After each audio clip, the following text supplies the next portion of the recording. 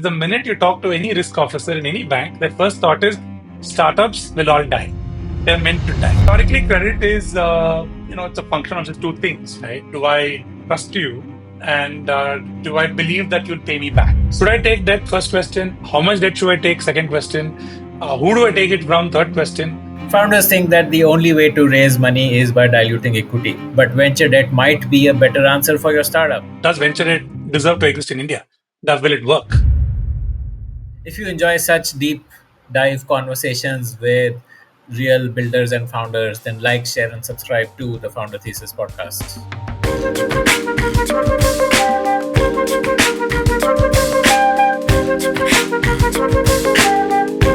Vinod, welcome to the Founder Thesis podcast. You are the man who has pioneered venture debt in India. Give me like a two-line introduction of yourself. Essentially, why should a listener want to hear what you have to say about the space of venture debt? That's the question I want you to answer. Thanks for having me here. Actually, great to be on the podcast. Pioneer sounds like a very large word. I don't think I'm one. I think it's been a series of accidental discoveries in some sense. Been fortunate to be in the venture debt space for more than 17 years. And this started off in Silicon Valley Bank set up shop in India way back in 2008. It's been a great journey. I would say it comes down to this one thing for me, solving difficult puzzles.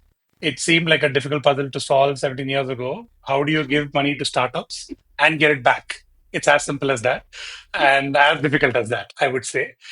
So it was a series of discoveries beyond that, some serendipitous events which shaped the course of my journey. And hence, Alteria happened about 7.5, 8 years ago. And here we are. How big is Alteria? Some numbers. Yeah, so we manage about 4,500 crore. This is across now the fourth fund, which will happen this year, but we've managed three venture debt funds. And our third fund, we split into two parts, where we have a venture debt fund as well as shorter duration scheme. So we've had the fortune to back more than 220 startups in India. And we've deployed about 7,500 crores, some big numbers or small numbers, depending on who you compare with. But we've had a pretty good run, I would say. And overall, it's been fantastic to be part of this ecosystem. And having partnered with more than 200 startups, it's been a great journey. Okay, so let's dive in first to understand the industry, and we will weave in your own experiences through the conversation. So venture debt is a part of a sector which is known as private credit. Let's start by defining what is credit. What most people understand credit as a loan, and for most people, it means you go to a bank and you take a loan. How is private credit any different, and how? What was it when you started off? Like just take me through the evolution as well. Sure. And even before I start off, I think it's a let's go. And I love trivia, I love history. So let's go back a little bit in time, right? And by the way, when I studied only marketing, and Oh I started wow! my career Okay. as a brand manager. So Oh the wow! idea is also to Amazing! de-jargonize a lot of these things. And Amazing! I would say I got into finance just because I wanted to not be ignorant about finance. And I still Nice. don't think I do finance. I think I try and read people and ascribe probabilities to the situations. So I love math and people, and that's the core Nice. combination which works. So historically, credit is, it's a function of just two things, right? Do I trust you, and do I believe that you'll pay me back, right? And do I trust you as a question was traditionally over centuries answered by do I know you? And do I think that, you're from a good family, you belong to a good community, and is there social pressure, for you to repay or honor your obligations and so on? So that's the trust part of it, which you call intent, trust, integrity. All of that comes into that bucket. The second bucket is can you repay your obligations, right? And that simply breaks down to okay, do you have assets that you can sell or monetize? So it could be a vehicle, it could be a house, it could be jewelry, it could be anything, something that I can touch and feel and sell, right? Or I understand. Or do you have a business which generates cash flows? You're throwing up enough money every year to repay. That's it. It's as simple as that. If you want to repay or honor your obligations, one box is ticked. If you have the ability to repay your obligations, the other box is ticked. Between these two, it covers the gamut of credit, right? Hence, it came down to who gives loans or credit or any of these words that we use. And there have been different purposes, right? I mean, you go back in history, you talk about different kingdoms which used to have these arrangements. Of course, there's a story of the Knights Templar where, they used to be an informal bank across the world. So you have several of these exotic situations. And then you have the real underlying or the underbelly of credit that was all pervasive because people needed access to capital and they needed folks or institutions they could trust. So that essentially kicked off the whole banking infrastructure across the world, right? And this happened over centuries. And for centuries, actually, it was on a very basic thing. I'm traveling from one place to another, can I have access to capital? And it was a very simplistic form of arrangement. But over the last couple of 100 years, it kind of changed, in terms of the behavior and the use cases. So you needed investments to happen. The industrial revolution happened. You needed a lot of capital to go in. You were setting up, railroad companies, infrastructure companies, and all across the world there was a boom of investments. So if we look at the period between, say, 1850, 60 to about 1950, 60, you had a boom in terms of investments. A lot of infrastructure work happening across the world, especially the developed economies, and wars as well in the middle. I know I'm going to a history lesson. Maybe that's not what No, was no, I invented. love it. Yeah, but I that is completely love how, it. yeah, and that is how essentially credit boomed. You had large banks getting set up across the world. You had regulators getting set up because of this. You needed somebody who could ensure that you don't have crises that develop. Suddenly a big institution collapses. You had the Great Depression, which happened in the US and North America, and that had a lot of learnings for people at institutions around that. So as you came along the decade, uh, there was equity capital markets that was evolving as well, but you had the credit markets going a little bit beyond banks, and it was historically informal networks became formal, became banks, became regulated, and then there was a need saying, okay, can we go beyond banks now? Which leads us to this question, which is what is this animal called private credit? Now, to spend a couple of minutes on this aspect, if you go to the say about 50s, 60s when venture capital kicked off, I'm trying to combine both journeys, right? Of course, one of the oldest firms is Bessemer, which takes its name from the Bessemer converter, from the steel manufacturing or steel industry, not steel industry, right?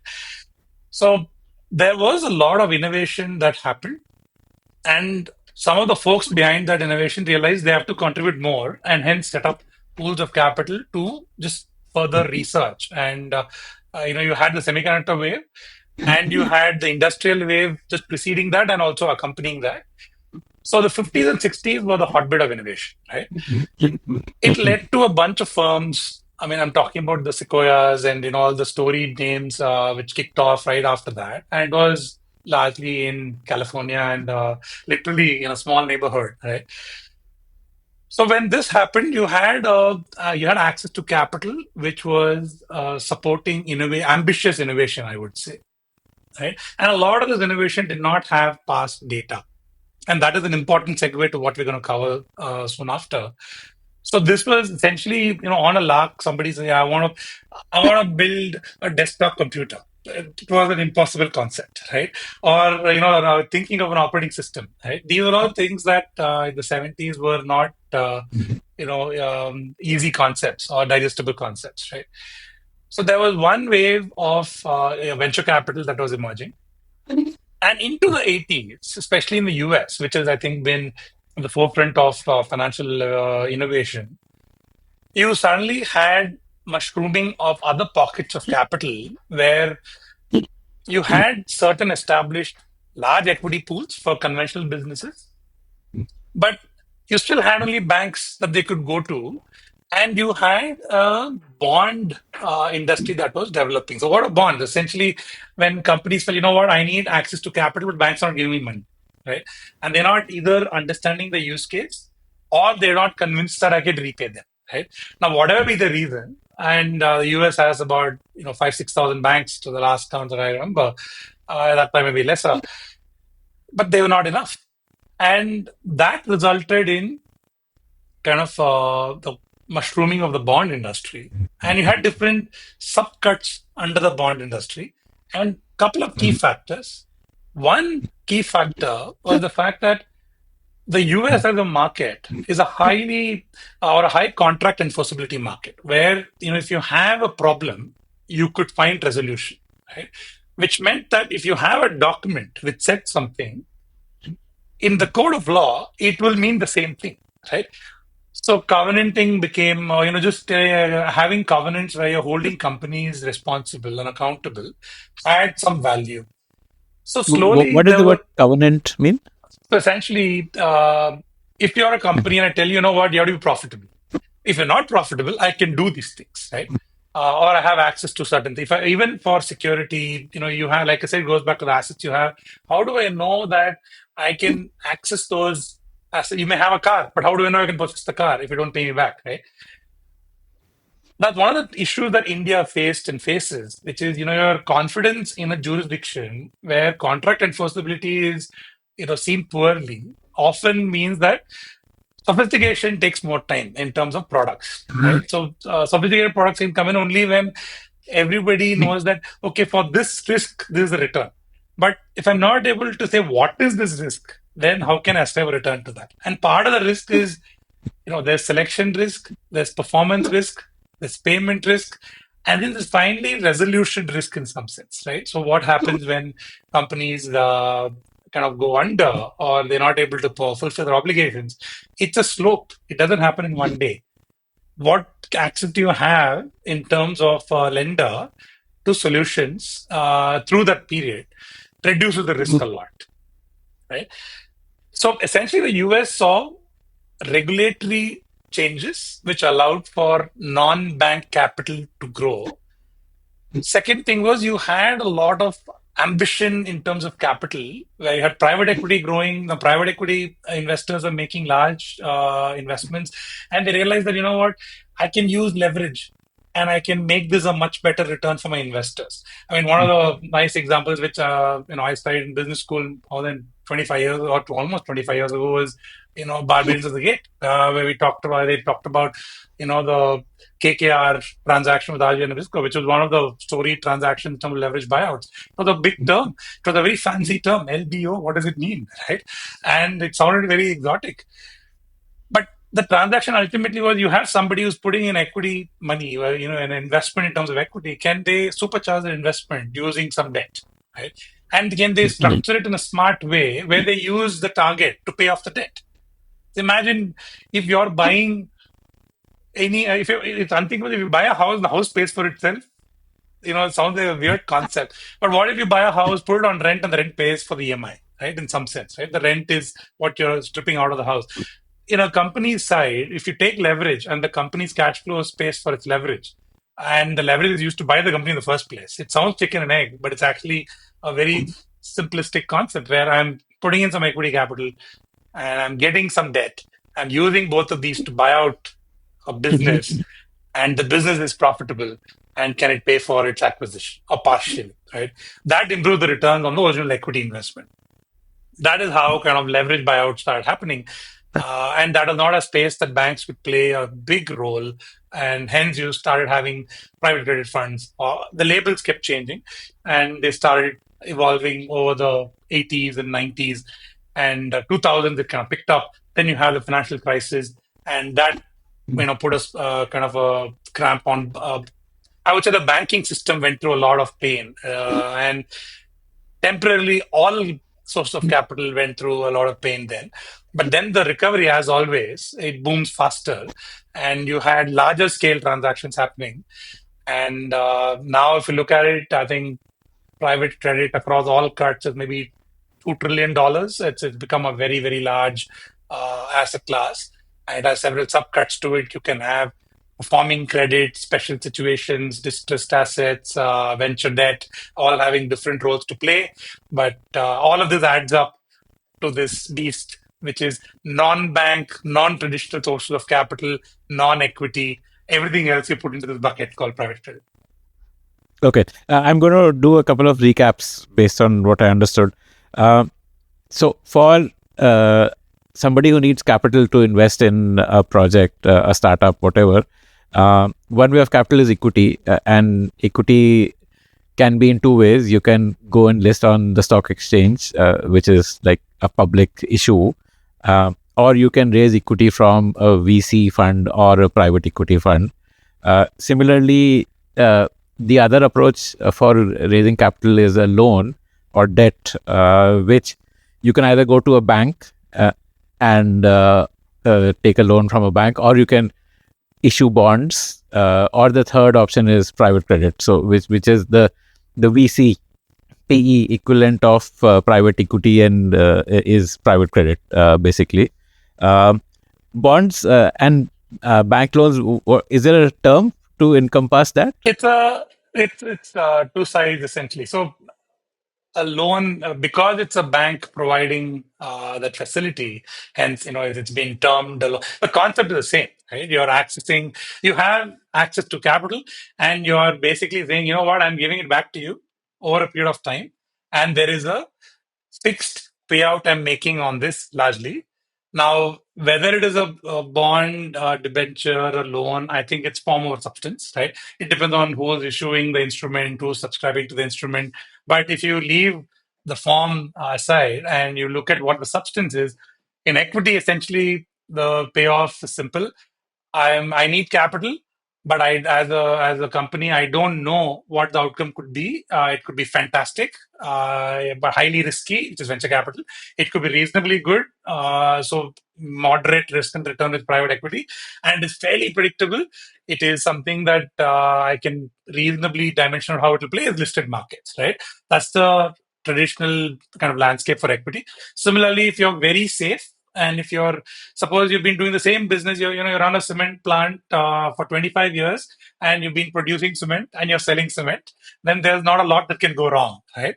Which means a bank is ready to give you money, and banks give loans because that's the way the product is described.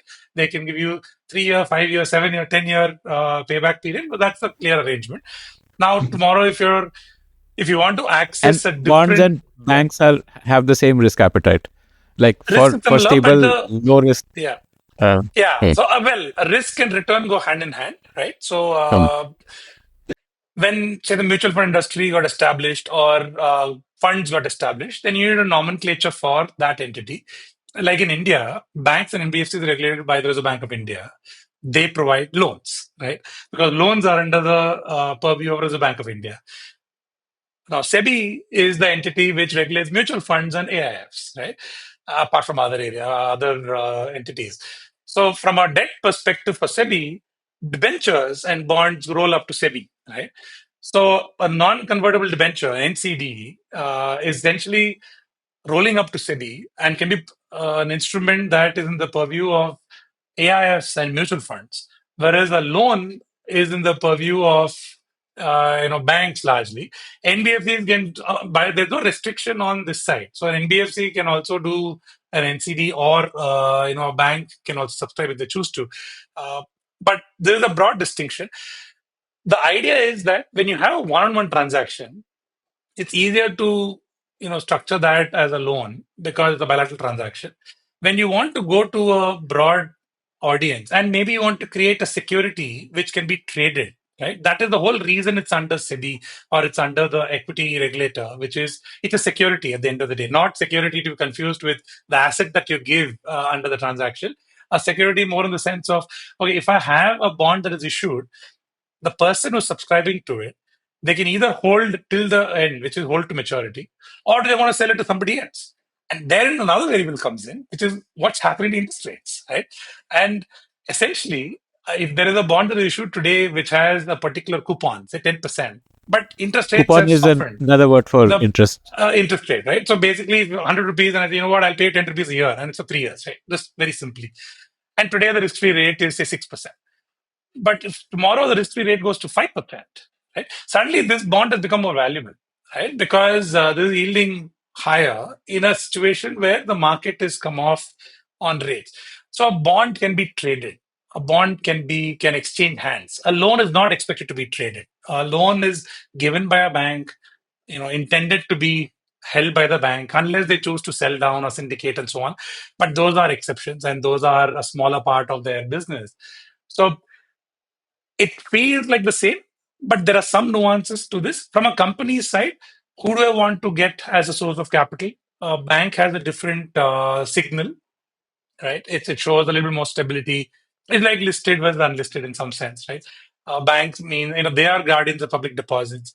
So if I have a bank providing me 5-year money, that means I'm pretty safe, right? So that's the recognition. Better the bank, better the quality of this conversation, right? It doesn't mean that issuing a bond is negative. It means that you're trying to access other sets of investors and you have different payoffs on that. You may want to say, this is the instrument. It's a template I'm setting up today. It's 3 years in terms of the payoffs. And can I go to a wide range of investors?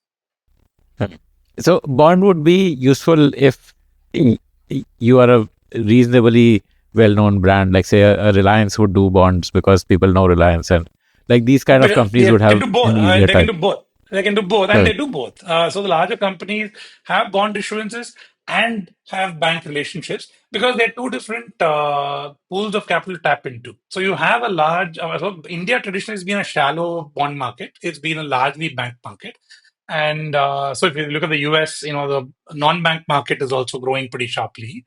But India has been traditionally a bank market, which means if somebody wanted loans or debt, they had to go to banks.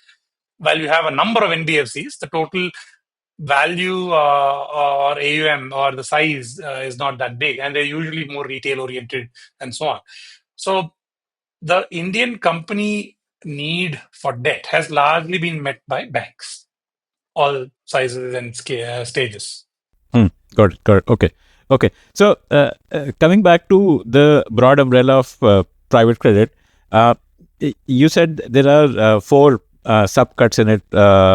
Can we go into those? You said performing, special situation, distress, and venture debt. Yeah, and What then are of course these? real estate and non-real estate fundamentally. So I think there's Okay. many ways to slice and dice this, but there are some labels which have stuck, right? So distressed is easy. I mean, these are complete turnaround situations where there's a higher risk return payoff. That's where again jurisdiction matters, your contract strength matters. Ability to go and get something enforced makes a big difference. So this is a higher payoff in terms of the risk return, and there's a very eclectic. I think there's a growing segment in India, but yeah, it's a tough segment and it needs special expertise. All of these Give would need me an expertise, but example of now you distress have credit. various ARCs and asset reconstruction companies, and there are multiple entities which have been set up, and there are deals which happen which are in the distress phase where there's properties that sometimes get auctioned or facilities or factories that get sold and so on. These are all within that gamut.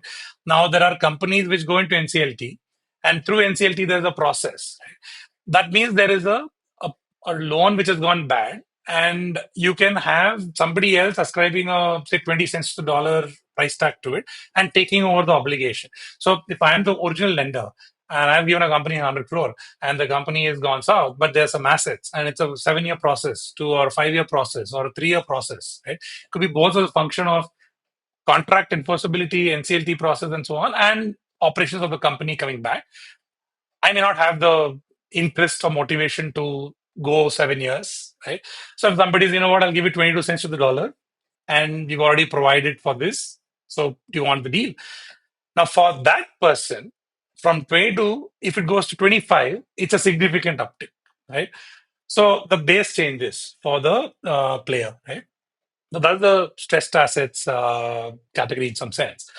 Special chips, again, it's a term where you're looking at situations or companies where the yield is like in India, for example, 20% plus or 18% plus is what comes into the special situations back category. So you're looking at difficult situations, but not necessarily Stressed is where I think the issues have happened and played out. Here, the issues are still playing out in some sense, and you're not getting interest at all from the conventional segment. But it is higher risk, higher return still, right? So it's the borderline of stress sometimes or high risk transactions. Right? Then you have performing credit, which is more mid-teens kind of returns, where you have, say, promoters need financing and they want to inject capital into the companies, or a good company which has got profitability needs capital for acquisitions. So these are, or say a tech services company which needs capital for expansion but doesn't have assets. So these are all situations where, if I put it simply, any situation where past data is sufficient for the capital you're raising, then you're likely to get that money from banks. When I say banks, I'm talking about the conventional world of capital, right? Wherever you're raising money for what you're doing in the future, where there's not a lot of data, that's where all of these, buckets kick in, right? And each of these buckets kick in for a different reason. So performing credit is closer to the bank world, right? Stressed assets is the other extreme, right? And because the bank already played a role possibly, and it's gone south, right?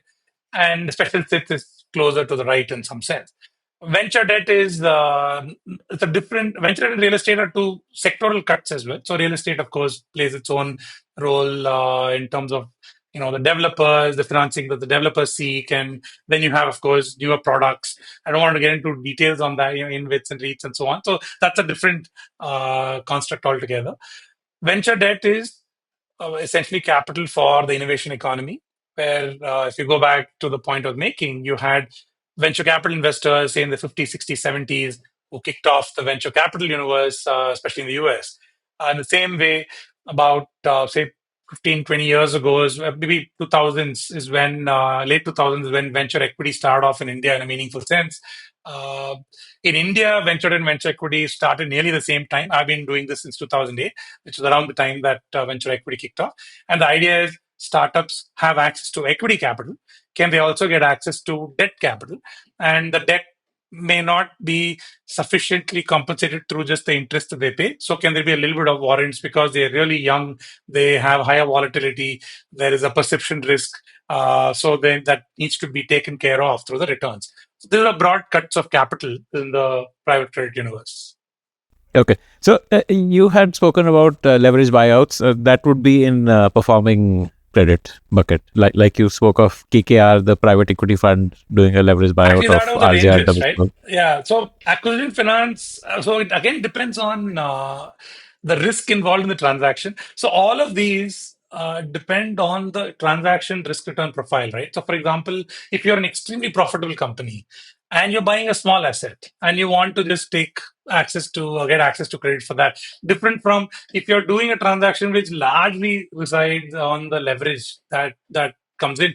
So the higher the risk, it moves up the curve, starting from, if I look at returns every 200 basis or 2%, right? There's a different definition for the asset class, right?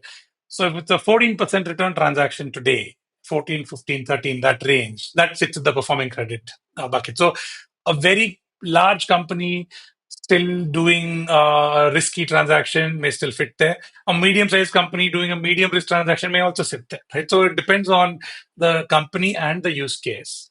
And then as the company's profile is slightly worse or the transaction risk profile is slightly high, it moves up the scale and goes into special sits and so on. Okay. Okay. Got it. Got it. Okay. And this, I wanted to just spend a minute on the concept of leverage.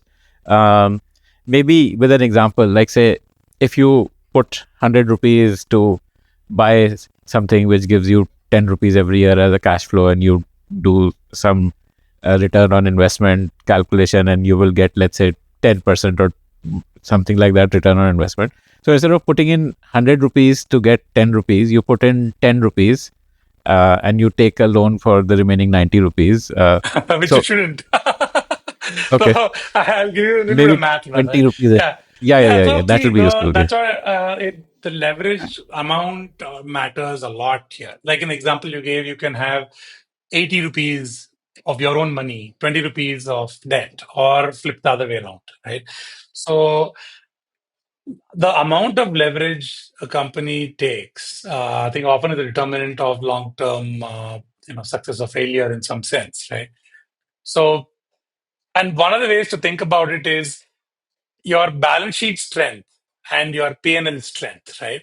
So, in my view, balance sheet strength is about whether you live or die, right?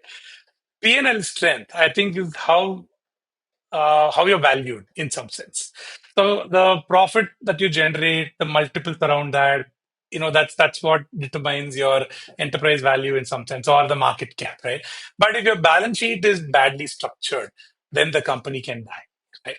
So, and especially there are some sectors and segments where the balance sheet is very important. So a good P&L with a bad balance sheet, you will die, right?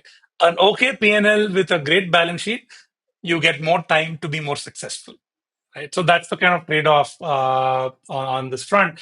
So the larger a business gets, they need to focus on the balance sheet. And maybe when I started my career, I didn't know what a balance sheet was. Like I said, I wanted to be a brand manager. I started off at ICICI Bank as the brand manager and absolutely enjoyed that stint. Didn't know what a balance sheet was, learned along the way. But that's why for me it's very basic, which is your balance sheet talks about your what are your assets, I mean, and what are your liabilities. Eventually the piper comes calling, right? So you have to return that back to whoever you owe that to, right? You strip around the labels. If it's a short term, and the shorter the time period to return something, then you have two issues. If you're not performing well enough, you're not able to meet that. Or if you perform well, but you're not able to collect fast enough, then you have a mismatch on your asset liability side. So, quite simply, if you generate 100 rupees, if you're not collecting it as cash, you have a problem, short term problem. As long as you collect it over a period of time, then hopefully you're okay. But if you have to pay out 100 rupees in the same time period before you get the cash, that's again called an asset liability mismatch, right? That's very simplistic. So if your balance sheet is not structured well and you have this mismatch in your short term ALM, or ALM is that, then that could wreck the company. Because what do you do if you need to honor an obligation? So, to your example, now look at the payoffs. That's where it gets interesting. You invest 100 rupees through equity, and suppose you make a 10 rupees return, just strip out all the labels, over a period, over a year, right? You made 10%, right? That's a nice return for you, right? Now, suppose you've taken, just for example, 50 rupees to leverage, right? And if you get, I think some of these examples often play out better over time. And if the cost of leverage in that case, so if you invested 50 rupees of equity, right, and you've taken 50 rupees to leverage, but the return on the equity is different from return on debt, right?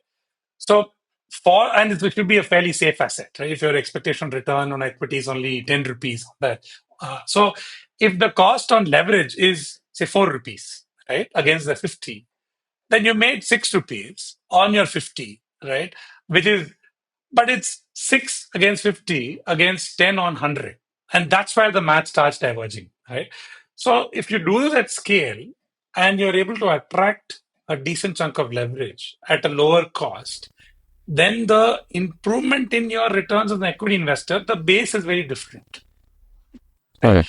Because the comparison then becomes on 10 rupees, you're making 10 rupees, but on 5, you're making 6, right? Yeah. So the 20% improvement on your expected return with lesser capital deployed to the transaction. So you can do two transactions, right? So can you make 12 rupees, right? So you made 20% on the 10 if you get the math right and the situation right. So that's a very broad, way of kind of looking at how leverage can be useful. Now then the devil is in the details, right? How much leverage? What form of leverage? What tenor? What can go wrong? Will the cash flows actually come up the way you're thinking? Can you use the cash flows to pay down the debt? Right? So all of these factors is why it's not simple math. Mm. Okay. Interesting. I guess leverage would be like a drug, right? You get that high, but then I there think is all also a capital is risk a of. drug. So it is addictive. I mean, it works, it Uh, works well. It can create highs yeah. and it can wreck you as well. Yeah. So I think Okay. that's a tricky but interesting comparison. I mean, see, because capital can help you grow fast. It can give you the highs, right? And it helps you gallop.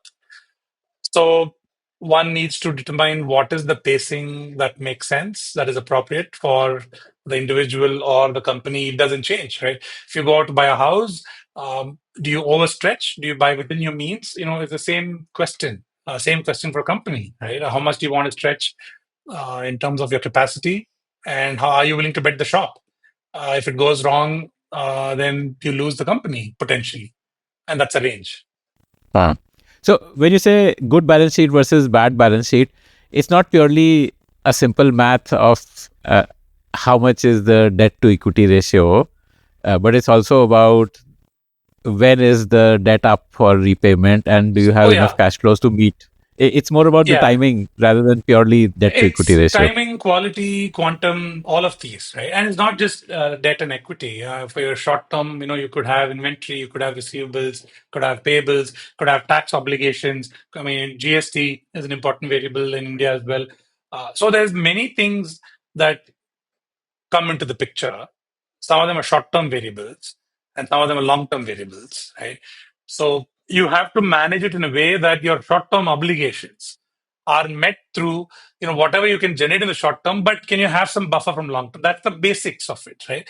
So what is your longest source of capital is equity. Longest term is equity, right? So some part of equity. So for example, why do banks say, I will fund 75% of your working capital? Right. So what is the logic for that? Right. And it's a unwritten rule, the current ratio. That's the same across the world.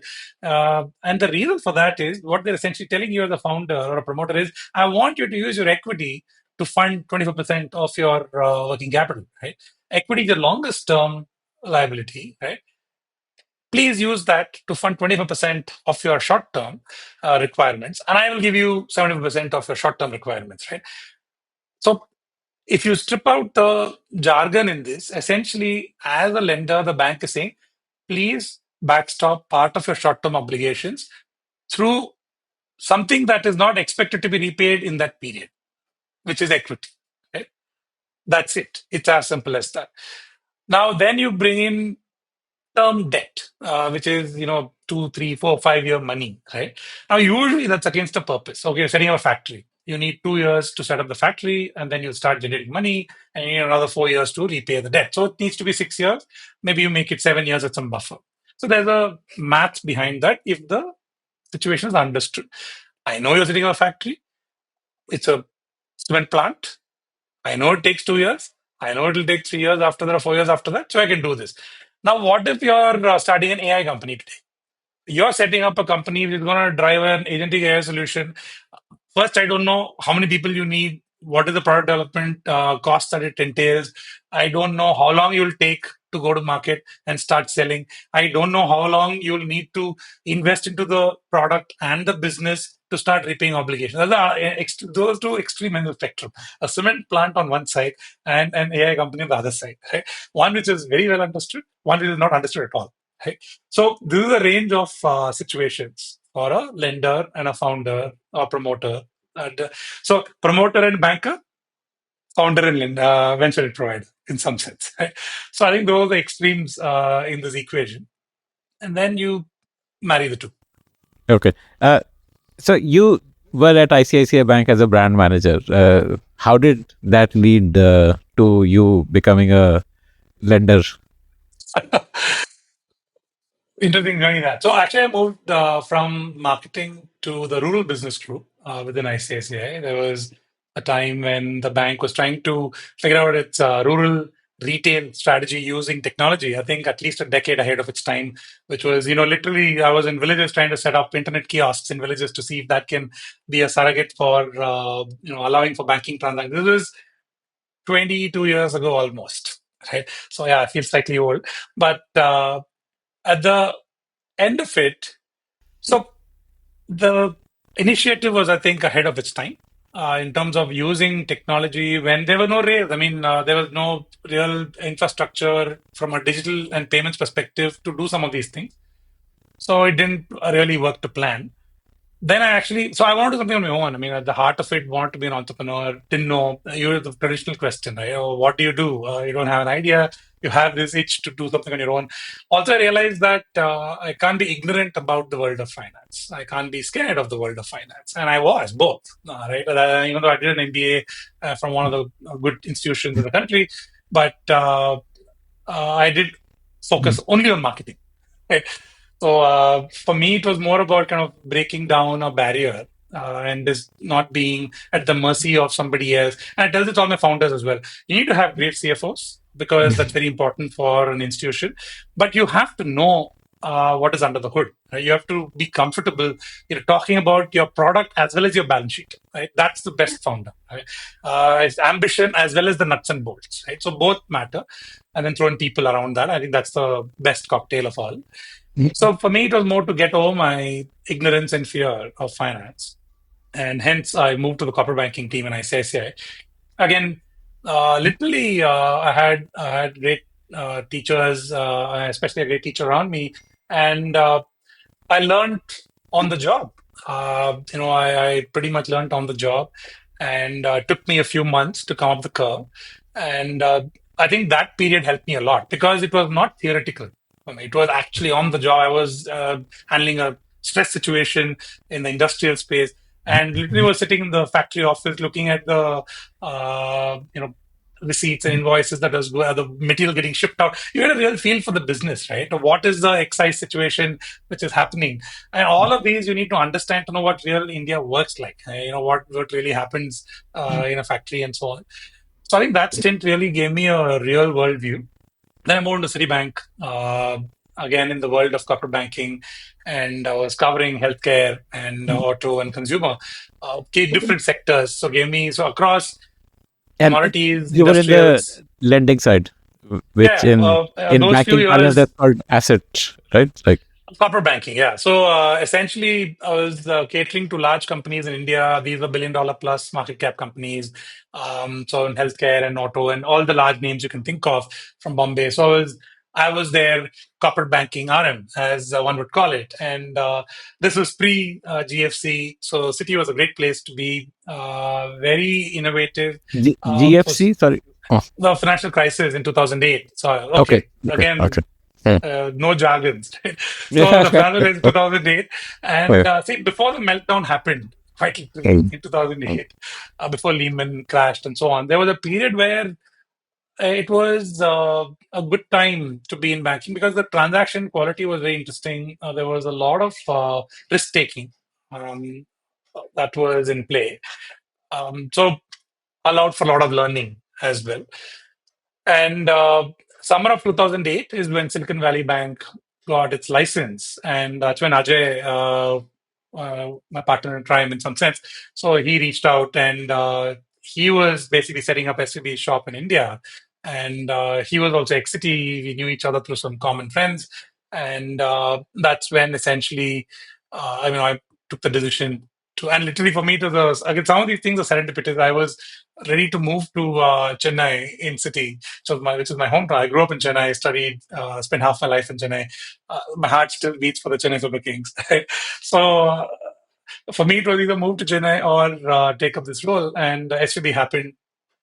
I had not heard of SVB at that point. I just called up three of my friends from my engineering days, and they were all in startups in the US. And all three of them, their firms were working with SVB.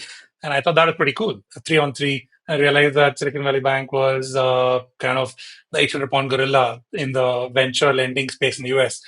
So took that punt. And it was tricky, going from Citibank to SVB I'd never heard of. But 3 months later, it turned to be the best decision of my life. When all the conventional banks were going through a lot of pain, SVB invested $50 million. We were like a well-funded startup, right? So it became a great Why did journey. SVB not get affected by the financial crisis? Yeah, that's an interesting question. And eventually, we'll also talk a little bit about why it ended up the way it did. So SVB, so the original crisis when it happened was in the realm of everything we discussed so far, which is large companies, large transactions. It was in the conventional world. So it was infrastructure, everything in the conventional world of banking. And largely in the mortgage finance world. So it was largely driven by the crisis in the mortgage finance space. Mortgage And guess finance is what? basically like real estate loans, like housing Housing, loans. right? So against Right. housing, and then creating strips against that. And I'm not an expert in that world. So Right. essentially, there was a set of securities which were built around the housing finance space, and then it didn't pay off the way it did. Very simply put. Now, when that happened, almost all the institutions who had exposure to mortgage finance had a problem. Now, guess what? SVB's exposure to this world was almost zero. Right? So SVB was conventionally doing something that seemed to be high risk, which is funding startups, but did nothing in the mortgage finance space. So essentially, SVB didn't get. It was, in fact, in 2009, I remember it was rated as four of the safest banks in the US Yeah. by one of Wow. the magazines. It Right. was Right. irony, strikes in different ways, right? Yeah. Yeah. I I love the think brand. most listeners may not be aware of what eventually happened to SVB. So why don't you We'll come to just? that as well. Yeah, Well, we'll come to yeah. that in Yeah. a bit. If there's a place that I really felt being great part of, I think that is Silicon Valley Bank. There are a few places you'd Right. say, you know what, I love to be part of that institution. For me, that was Silicon Valley Bank, right? Learned a lot. Fantastic people. They were obsessed about, improving the probability of success of startups. I think it was a very strong DNA, very singular focus. How do we ensure that the innovation economy thrives and thrives globally, which is why they set up shop in India as well as a few other markets, right? So that is the startup, and spent a little bit of time in the Bay Area to figure out, how do you do this thing called venture debt, right? How do you give money to startups and come back and collect it and so on? What's a startup? What's a good startup? How do you know, between 100 founders, what to look for? How do you build bridges with investors? Some of that also timing helped. If you look at the Indian venture capital industry, folks who had gone through whether we like it or not, I think that wave, the first wave of folks in the venture capital industry, it was very templatized, right? So where you study, your engineering, MBA, few years, consulting, banking, late 2000s, you're selected. I know it continues as well. But now it's changing because you have founders, operators who are moving into the investing world. But at that time, there's no other filter to figure out, who should be selected. So a lot of people like me, my friends, my classmates, everybody moved to different funds and debt, equity, more equity than debt, and we all knew nothing. So we were all figuring out how to play this game and how to go through this journey. So the next few One, years one, were, yeah, one minor question. When someone thinks of a bank entering India, they think of, like, say, a Standard Chartered or Citibank, which opens branches and opens yeah, ATMs and all of that. correct. But that's not what Silicon Valley Bank did, right? No, and yeah, that's a great question because SVB did not have any retail banking even in the US. It had one branch. Right?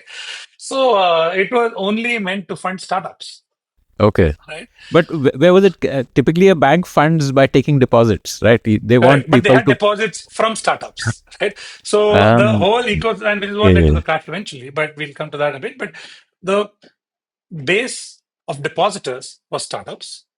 The base of borrowers was all the startups. And it was only these two, largely. Right? So I think at its peak, it had about 40,000 startups as the clients. In India, the problem was it was NBFC, which could not take deposits. Eventually, wanted to be a bank, but couldn't make the transition, which is why SBI exited in 2014. And then it got rebranded as Innoven. So then, as MD, I ran the India deals for Innoven for the next few years after that happened. And 2017 is when Ajay and I came out and started Alteria, and the partnership expanded with Ankit and Puneet, and they joined us as partners in 2020. And Ajay has since retired, and Ankit, Puneet, and myself, we now run Alteria as the three managing partners for the firm. And all four of us were together from the SVB days. And that is something that is very important in the journey for us as a firm, for us as people, because we saw this play out over almost 15, 17 years, and we were together during this evolution for India. And this is essentially when Indian venture capital was born. And I would say now we are in our teenage years in some sense. What kind of deals was SVB doing when it came to India? So the straightforward venture debt transactions, the template was what was laid down in those days by our team. 2 to 3 year money, where a founder in our first deal was, and that actually says a lot about the Indian ecosystem. Let me give you context on the first deal, right?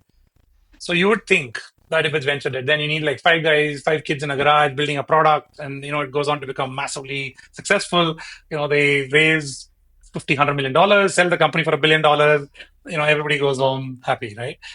Flipkart The first story. Yes. company, yeah, and these are 20 somethings, right? So that is a Yes. traditional mold of this industry. The first deal that we did as part of SVB in 2008 was a company called Prism Payments, right?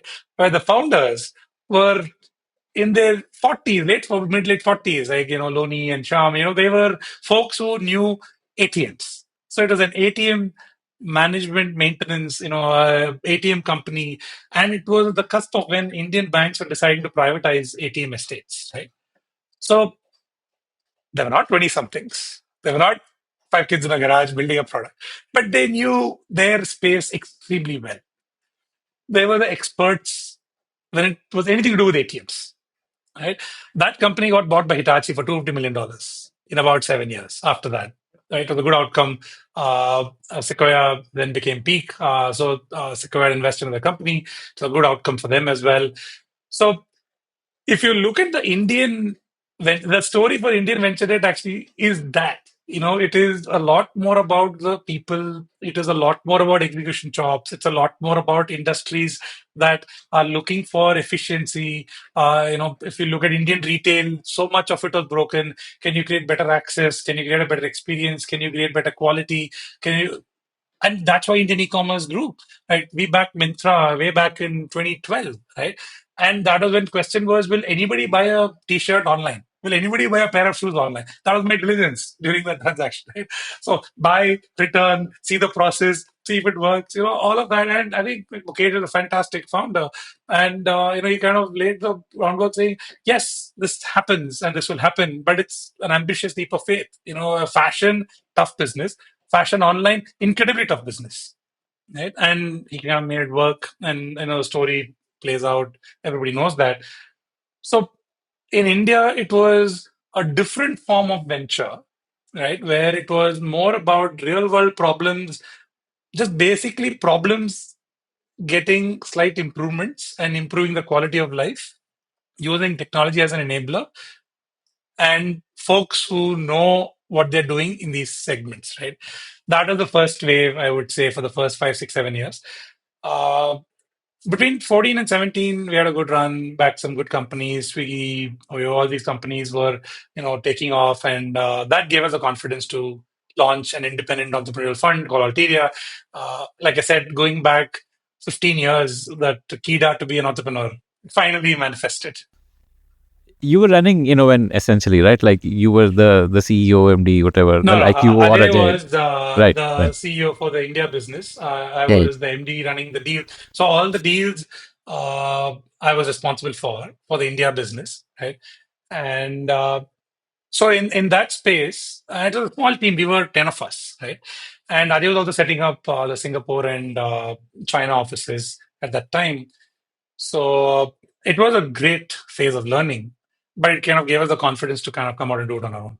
At when you were a small team running the business, 10 people team running the business, it would have felt like entrepreneurship unless you felt restricted. I mean, I've seen typically people start a business because they feel there is an itch to scratch. Like I need to do this. It's not as much about I want more equity ownership per se, but it's more about something that they see which needs to be solved. So I'm trying to figure out what was it that you saw that. It's a very important question in terms of my life, right? I think you hit the nail on the head.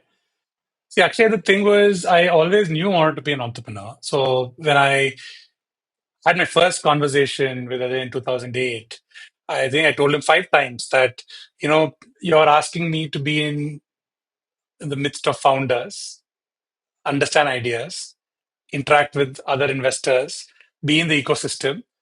and still get paid to do this, right? Because I want to do my own thing, right? I want to do, maybe I'll be a couple of years. And he's after saying, yo, let's see, we'll give it a couple of years and then we figure out, right? So literally my original objective was to be in this in that frame of venture debt for a few years and start something on my own. But in some sense, I would say actually that I like that problem solving aspect. Initially, the problem was, does venture debt deserve to exist in India? Will it work? It took us a few years to answer that problem. And it was a very difficult few years. It was testing on different levels. You have to understand situations, capital movements, how investors think and work. The same brands in the US were there in India, but there were different people in India. And there were different companies they were backing. There were different journeys. Series A's were looking different. Series C's were looking different. You didn't have a public markets at all at that time for startups, right? So effectively, the question around, what is that problem kept changing. So in 2013, 14, when SPP did exit, the problem was, can we go through to the next, iteration where SPB is out, but can this exist, right? So that took a couple of years. When it came to 16, 17, I think the other aspect we changed was regulation. And that was an important one. There was no way to do this in 2008 except if you were an NBFC or a bank. So there was no AIF regime at that time, which came later. But in 2017, you had an AIF regime, which had now at that time was a few years old, which allowed for a fund to exist. You can pool capital, provide debt to startups in the form of NCDs with some equity kickers, which actually was housed better in a fund and not under an NBFC, right? So because our product is a little bit of debt with some equity upside, and we will cover that as well in some time, it made more sense for it to be in a fund, which allowed us to access capital from investors who are more diverse, right? So that was one, that regulatorily we had the ability to actually have a fund, coupled with the fact that this is the only thing I knew to do. So my skill set was limited at that point because I had earned experience, but it was doing one thing largely. And the third or the zero thing was wanted to be on my own. And hence, I would say Alteria was born in 2017.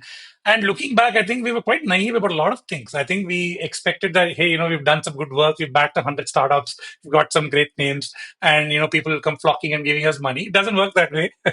We learned it the hard way. We did get off to a good start. We had a couple of anchor investors come in, and that was nice. But it took us some time. It took us a year and a bit to raise our first fund. And that is other learning. You have to pitch to investors. It's a very important conversation. They're trusting you with the money. It could be institutions, Government of India fund of funds. We've been a big recipient of capital from the Government of India fund of funds and family offices across all sizes. And it was a process, right? But we came out of it understanding, one is the rigor was there, but also the dividends are there. You have your own fund. And in some sense, you control your own destiny.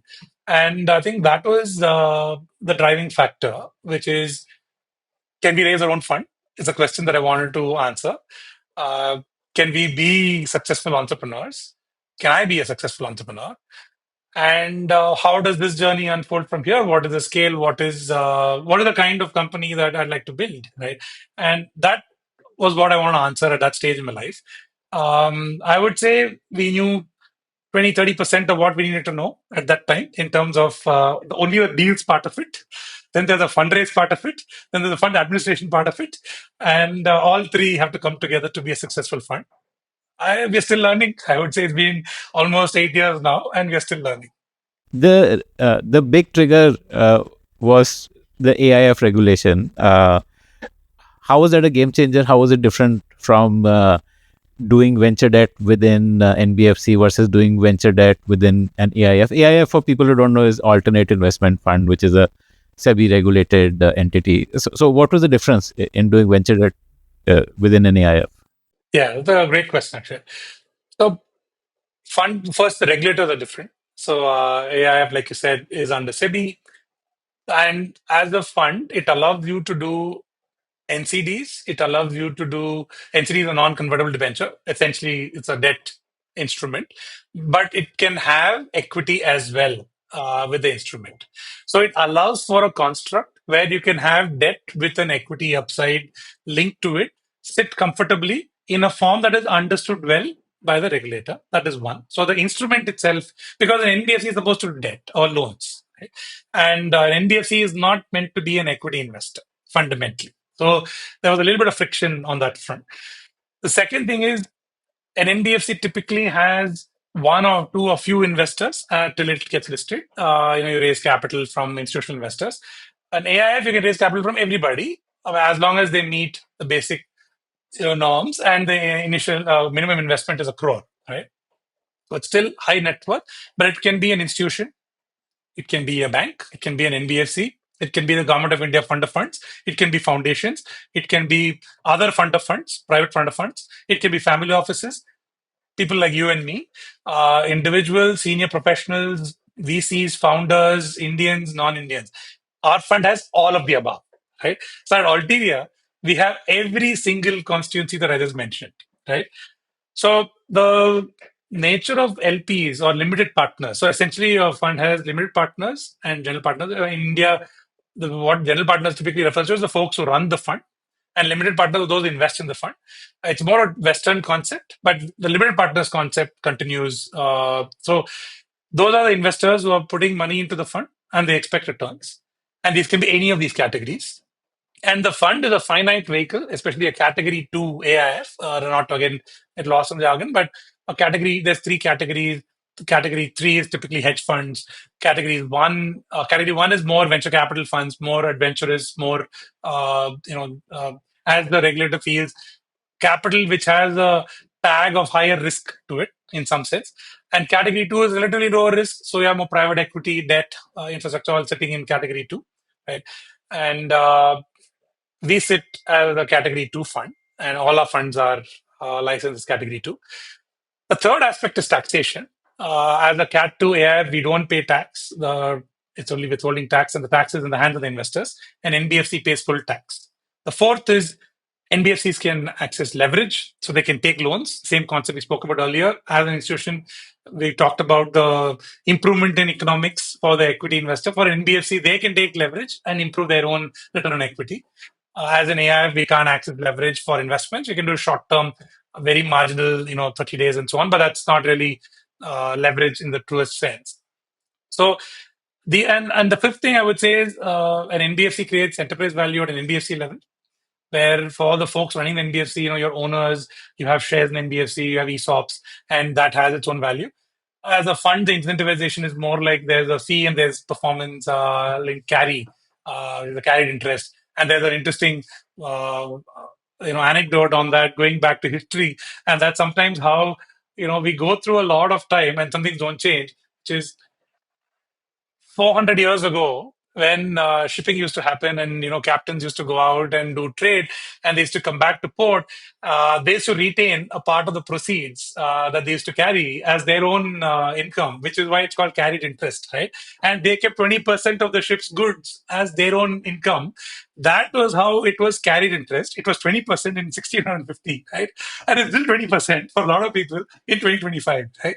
So sometimes it's so funny how some of these things start in a different context and they continue in a different context. So that's the origin of carried interest in some sense. So for funds, the incentivization is hence different. So there's leverage, there's taxation, there's incentivization, there's core entity. All of these are different for AIFs and NBFC.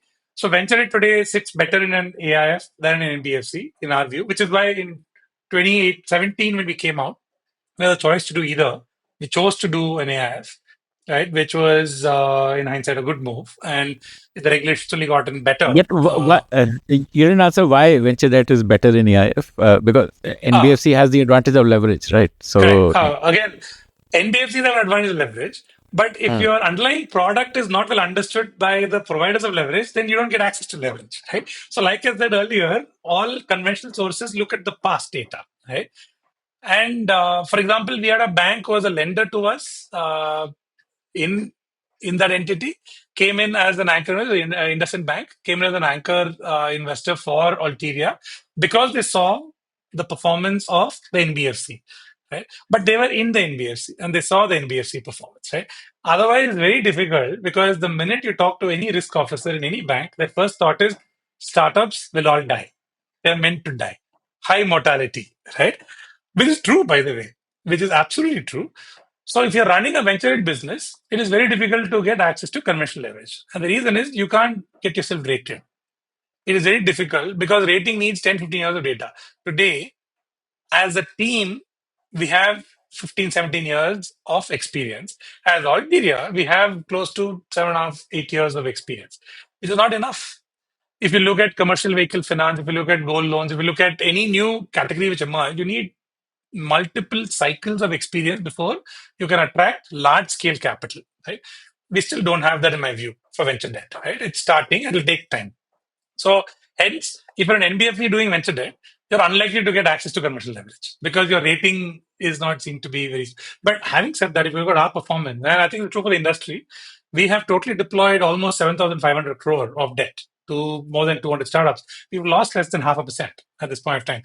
I don't want to be tooting our own horn in this, but and it's true, by the way, not just for us, for other good players in the industry as well, right? So the loss levels have been much lower for the industry compared to what people thought it would be. And that is an important factor as well. Like venture debt can be a safer asset class compared to what people think it is. And that arbitrage is value creating, right? So that arbitrage, you need some arbitrage. It's like going to a casino otherwise, right? So if you go and, the house always wins because the probabilities are always stacked in the favor of the house for a long term, right? So you can flip a coin 10 times. You're likely to get five heads and five tails. But if it goes against you the first three times, you don't have the currency to play, right? So similarly, you can't play a risk return at the same level, right? So if risk is here, return has to be here. This arbitrage is needed for you to have long-term success, right? Could be anything: information, relationships, expertise, sector understanding, time, all of these. But you need some arbitrage, right?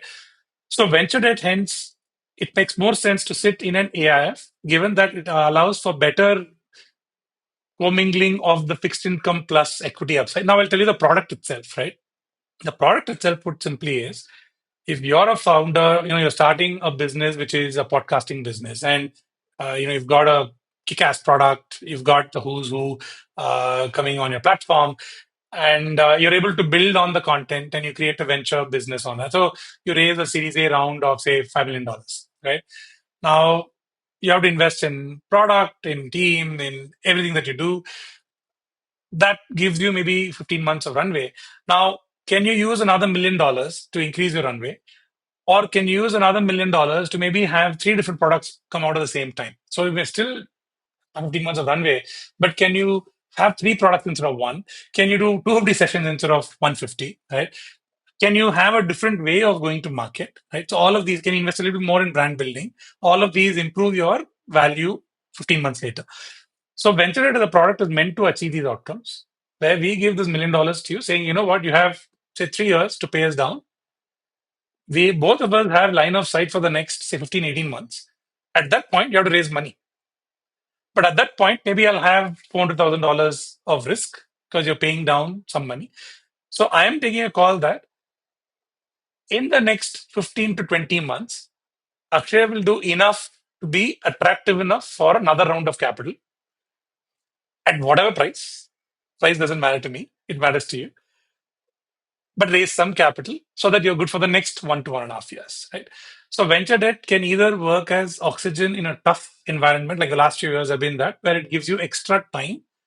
Suppose you've done 200 sessions and you've got everything ready, but the market is not ready. You need 6 more months to raise the round. It can provide that cushion or the blanket, the cushion you need for that extra 6 months. Or, I know we've seen the Fast and Furious, it can be like this NOS, where you just want to rev up and you want to do everything in the next 9 months, and you need a little bit more investment into brand. You want to be seen, at the right places, right? And you want to invest in the right technology. You want to have your own, extensions in terms of the product.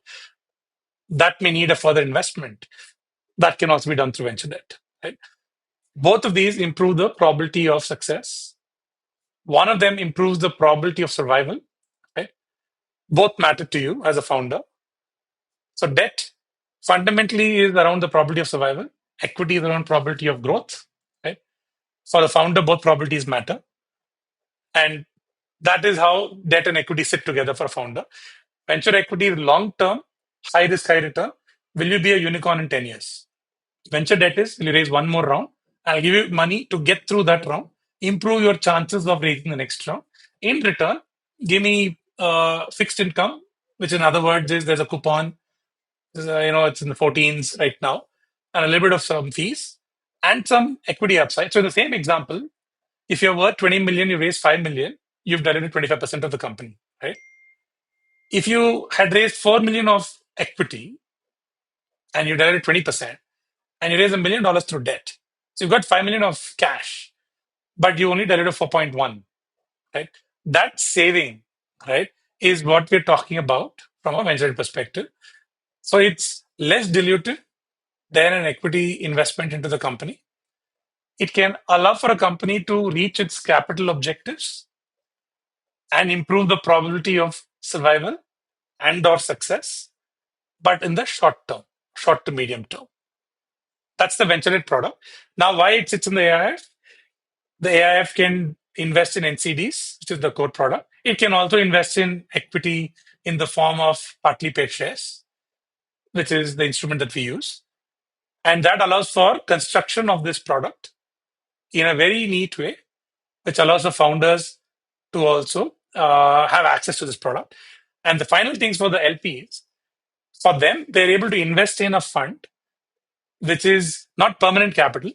They get distributions quarterly, 28 quarters from April 2018, since when we've been in play from our first fund.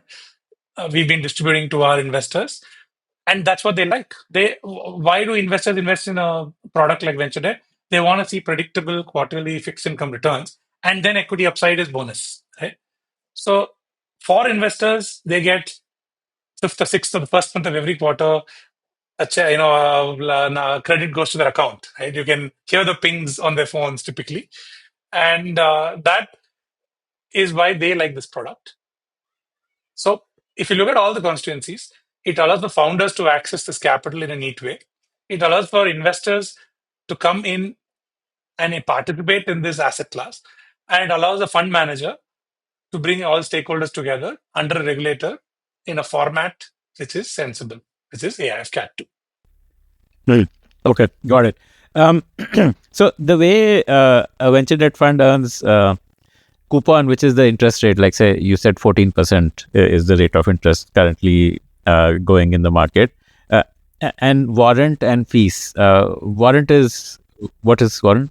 So very simply put, we're telling the founder that we are helping you grow from. So if you're going from Series A to Series B, your equity takes you from Series A to Series B. Can the debt get you from A to B dash, right? Or in some cases, you may not even have gotten to B. Can we help you get to B? Both are, like I said, extra time or the ability to grow faster, right? So in this example that I gave earlier, you're worth 20 million, right? And you've raised, say, 5 million for ease of math, right? And I give you another million. But I say, you know what, give me $100,000 worth of warrants or shares in the company at the 20 million price. So you're giving me 0.5% worth of the company where I need to pay $100,000, but the price is frozen. I'll give myself 6-7 years to pay up on those shares, right? So from your perspective, your dilution has to account for another $100,000 of equity that you've diluted in your cap table, right? So from 5, it is 5.1, but you've got $6 million of cash, right? So that's the way that the founder has to approach it, that you've given 50 basis points of ownership to the venture lender, right? Instead of 5% of ownership in some sense, right? So if you're taking another $1 million through equity, it mean 5%. So you say, so do you look at it as a glass is half empty, half full question, right? Is it 4.5% of saving or 50 basis points of dilution? Both are true. It depends on how well you use the $1 million. If the $1 million is useful, then it's a good outcome, right? In the first example that I gave of Prism Payments, right, where we talked about the company giving the venture lender those warrants, when they actually sold the business to Hitachi, it helped the founders improve their own position by a substantial amount, right? Because they saved that much ownership. because they took some debt in the first cut, right? So that's what call it whatever term, but we use partly paid share because it's more friendly from a tax perspective. But the idea is the same: a little bit of upside linked to your current price. Wherever you land, if you land, then we get an outcome over a 5-7 year period. If you so there are three outcomes. There are three doors for a startup. First door, hit out of the park, right? So we had some massive success, like a Spinny or a Country Delight. Yeah, these are all situations where we got in with the companies that are very, very young, and the companies have become significantly valuable, right? And that created great outcomes for us across the fixed income as well as the warrants. But the founders are still happy because it helped them go from strength to strength, right? So we've done multiple deals with the same company, right? Our largest transaction in India was with Country Delight last year, where we funded 200 crore. Right? This is something that was unimaginable the first time we funded the company in 2019 for us and for them. Right? So for us, thinking of that size was impossible. Right? So that is a return spectrum in terms of the coupon, the fees, and the equity upside. So again, three doors. One door, company does really well and goes on to become massively valuable. Second door, company does fine. We get our money back. We get our coupon. We get our fees. Nothing on the ones. Third door, company has trouble.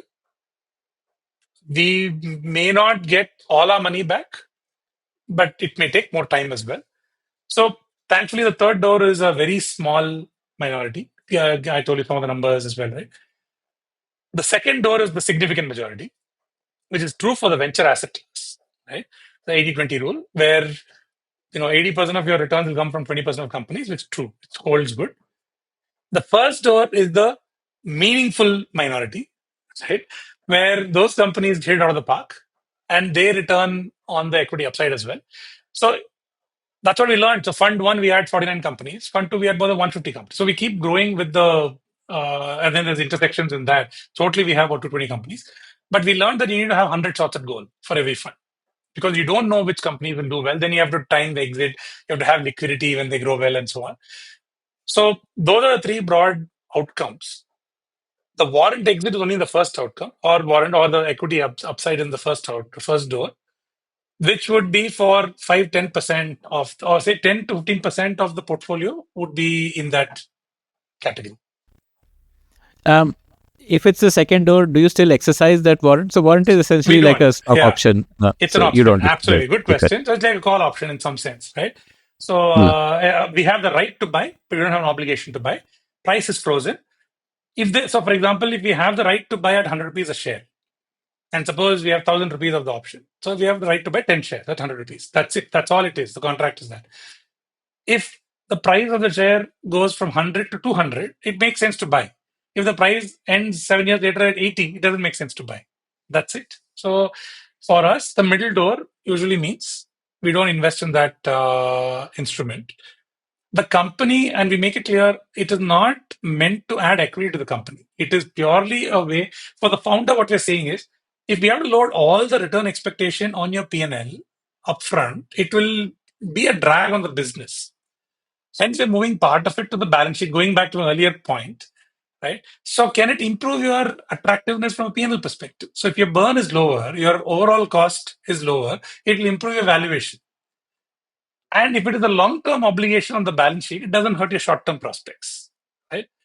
So, we are trying to address, going back to first principles, can we improve P&L attractiveness by reducing cost on the leverage, but improve balance sheet strength by adding cash, putting an obligation which is for later, and that's not a necessary obligation, right? It comes above from the cap table. So that way Do for found, warrants? yeah, sorry. Sorry. No, you finish your thought, then I can Yeah, ask. so I was saying that that way for the founder, it is a way of splitting the return and making it more aligned with their path, which is they expect to have significant upside over a period of time. That's the ambition for every company. And we will be along the same journey. So we are aligned. We want you to be successful in the long term. Hence, we do multiple deals along the way. Series A, we do the same thing. Suppose you raise $25 million in Series B and you're worth 100 million. We'll give you 5, 7, $10 million with that, right? You have to be successful. The only thing I'll caution is debt is not for everybody. Venture debt is definitely not for everybody, right? The company needs to perform. The situation needs to be amenable. And only then venture it makes sense. Otherwise, it can become a problem for the situation and the founders and the company. So my approach is typically, and we've lost many transactions also because of this. First, you solve for the right amount of leverage in the company. What is the total amount of debt you should take? Right? Then you figure out who you want it from. Right? If we can fulfill all of it, great. If we can't, then maybe two people have to come together. Right? But first question is, yeah, I would say it's like a bell curve. Right? Up to a point, debt is useful. Beyond that point, it hurts you, and beyond further, it will kill you. So I think that journey is important for founders to understand. Hmm. Do warrants come with an expiry date that you have to exercise? Yeah, typically 5 to 7 years, or if there's an event like a listing or a buyout, it will Okay. lapse if it's not exercised. And when you exercise it, do you pay long-term capital gains tax on it, or do you pay It like depends regular on the income tax? duration. So if it's been, it depends on how long it's been held and whatever the law needs you to follow, right? But from a taxation perspective, sometimes these laws keep changing as well. But yeah, it is preferable to have it as long-term cap gains if more than 2 years have passed, which is the current duration. More than 2 years have passed since the exercise or since you received the warrant? No, you pay up initially a particular amount. So that's why we don't use a warrant per se. It's a partly paid share. And warrant is defined differently from a regulator's perspective. So partly paid shares have their own treatment by law. So whatever is needed, we do. We follow whatever the law says. Got it. Understood. Okay. And the third component, how you earn is fees. What is fees? So fees are very minor. So it's like a percent upfront and so the idea is that we want a particular internal rate of return for our investors, right? So that IRR is in the mid 15s for our venture transaction. So combination of the interest rate plus the fees. So that is what goes to our investors. So we want to distribute about 3% every quarter. So it's a reverse math on that. Got it. Okay. Understood. Understood. Okay. So when should a company take venture debt? Is it when they are profitable? Is profitability a factor to consider, or is it just that they have the ability to raise the next round? Is that the only factor to consider? The ability to raise the next round is like a universal statement, which is the answer, right? But it includes everything. It includes founder ability, market, PMF, category leadership, cap table strength, approach towards profitability. Path to profitability. See, it's very unlikely that startups will be profitable earlier because they're investing into growth. If you're growing 2x, 3x annually, it's tough. If your business grows 3x and is profitable, But it's the I holy mean, the grail, right? different parts of profitability, right? You could be like, say, Correct. the CM1, CM2. Yes. The, Yes. So let's talk about that, right? Without using the labels, let's talk about what it means. If you're doing a sale and you make money on every sale, after this, the cost of goods is taken care of. That's the gross margin. That is the first cut. If you're losing money on every sale, you have a problem. Very unless you have massive scale, where eventually you know that you can become can trade through. Otherwise, if a business is losing money at the gross margin level, it is usually unattractive, right? Because that means you're subsidizing your customer heavily, right? The next level is, are you need to ship out a product, the logistics around it, the warehousing, hygiene costs, but these are linked to your sale. Can you make money after that? Which is typically what is the contribution margin of the first CM1, right? Then how much you spend on acquiring the customer? I mean, are you spending a lot on performance marketing? So at a CM1 level, an attractive business needs to be positive. From a marketing perspective, it depends on what the company's line of business is. It depends on path to scale, performance marketing versus brand marketing. So all these measures also kick in. Then the overhead block that comes in. So you're right. At an EBITDA level, which is after all of these things, it's difficult for startups to be profitable from day one, and they don't need to be. But it's about how they're building the business. So the why matters. Why is the proper? Why is there a loss, right? So, and how are they doing their business? How are they taking care? How are they mitigating the situation? That matters as well, right? So, it is not profitability in itself. It is the path to profitability. It is the value or the quality. I would say the profit pools vary on quality, vary on scale. that matters. The category matters. The expectation on the target market matters. So all of these things play a role in determining, if it's a large market and you have to invest heavily to, you know, for example, a Zepto is in our portfolio and it was a deep market but needed massive investment, that has its own journey, right? Versus a Country Delight or a Spinny or a Rebel Foods, which have had different journeys, right?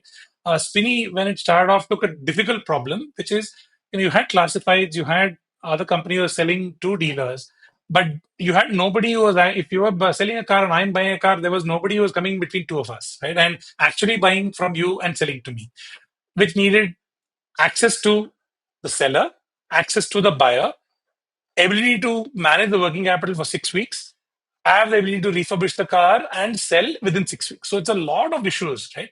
So that needed investment. So you give the company a little bit more time because the market's deep enough. And Neeraj killed it, right? So he just did so well at that. And is a very resilient and strong founder that he was able to show that, this model works and it works better than many other models, right? So like that, each of the stories, each of the companies, if you see a successful one, there is a reason why they've got more time. So it's not just one answer. The probability of the next round happening is the most important question. But the answer to that question can depend on several variables. Hmm. Okay. But CM1 would be the bare minimum you would look at, like CM1 positive. Usually, yes. So I would really struggle with a same or negative question, same or negative situation to say why is the company attractive, unless it's a category with massive scale, and you have platforms which are catering towards that, and do they have a real shot of becoming significantly large, and then how long do you run? Because they usually tend to be guzzlers as well. Then what is the access to capital and so on? Or you could have OEMs sometimes where they may need some time to show, material margin positivity, GM profitability, because they're investing into products which may have a lead time towards becoming profitable. And if you know the product works, the price point works, then it's a matter of time before you're getting economies of scale, because that's when the costs kind of make sense. So some of these situations, give more time, right? But you need to be convinced about why you're giving more time. The OEM means someone like, say, a boat. No, no. OEM, for example, we have an oiler which is into commercial trucks, or we have Ather or Nola Electric. So all of these are portfolio companies of ours, right? And some of them will need time to become GM positive because they're going through their own trajectory of, your cost of goods as you scale will get more and more efficient because it's economies of scale, right?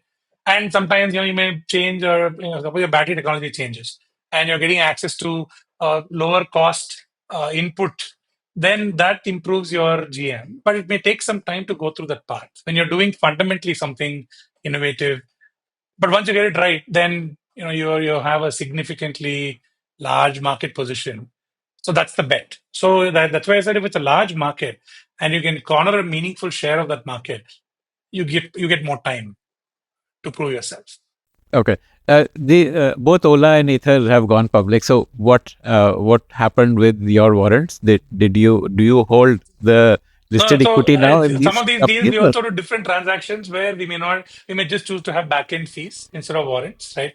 And Okay. at listing, typically, anyways, everything lapses or just before that, and you have to. That's why I said listing, or if there is a buyout, or if there's even a large equity transaction, then there are several ways in which we monetize these equity positions, and we've done some of that in the past, right?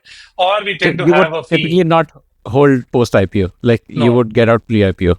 yeah.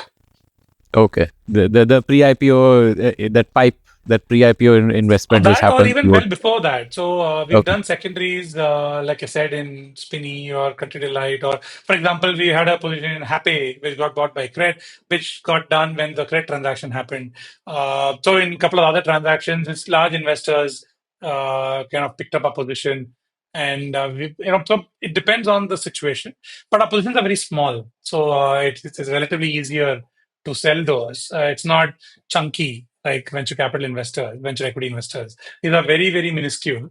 And that's the reason both for founders it doesn't hurt. And for exit, and it's not so difficult to find like liquidity. So if you, over the lifetime of this 7,500 dispersal that you've done, if you had, say, 500 crore worth of warrants, how much did you recover out of it? Did you recover 400 or did you recover 800 or? Good question. So a lot of it is in play, right? So we still Right. have time in our funds, and Okay. so I think we've But done a based on few. historical data, what do you estimate? Yeah, so we've had a few good exits. So some of the names I mentioned, like Spinny was a fantastic exit for us, where we had a 28x on the warrants. So so that was possibly the best venture debt return for any Indian transaction that I'm aware of. But I don't know. I don't have all the data on that. So we have such episodic wins, I would say. I think it's a combination, right? So as a fund, when we look at it as a fund manager, we look at overall what is the return to our. So in our first fund, we raised about 960 crore. How much have we returned to our investors? We've returned almost 130% of that, right? And so that is what is called DPI. Pardon the jargon there, but it's what is the distribution we made to amount that we've gotten paid in, or the amount that has come into the fund, right?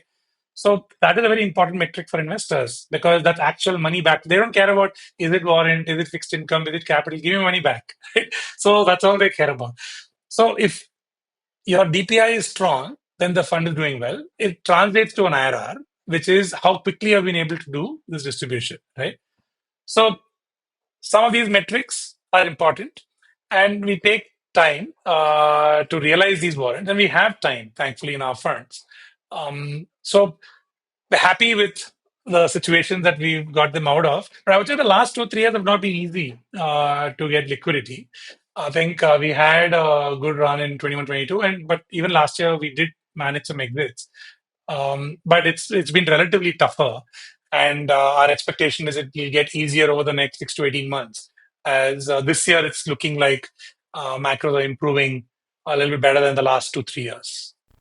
You totally dodged my question, right?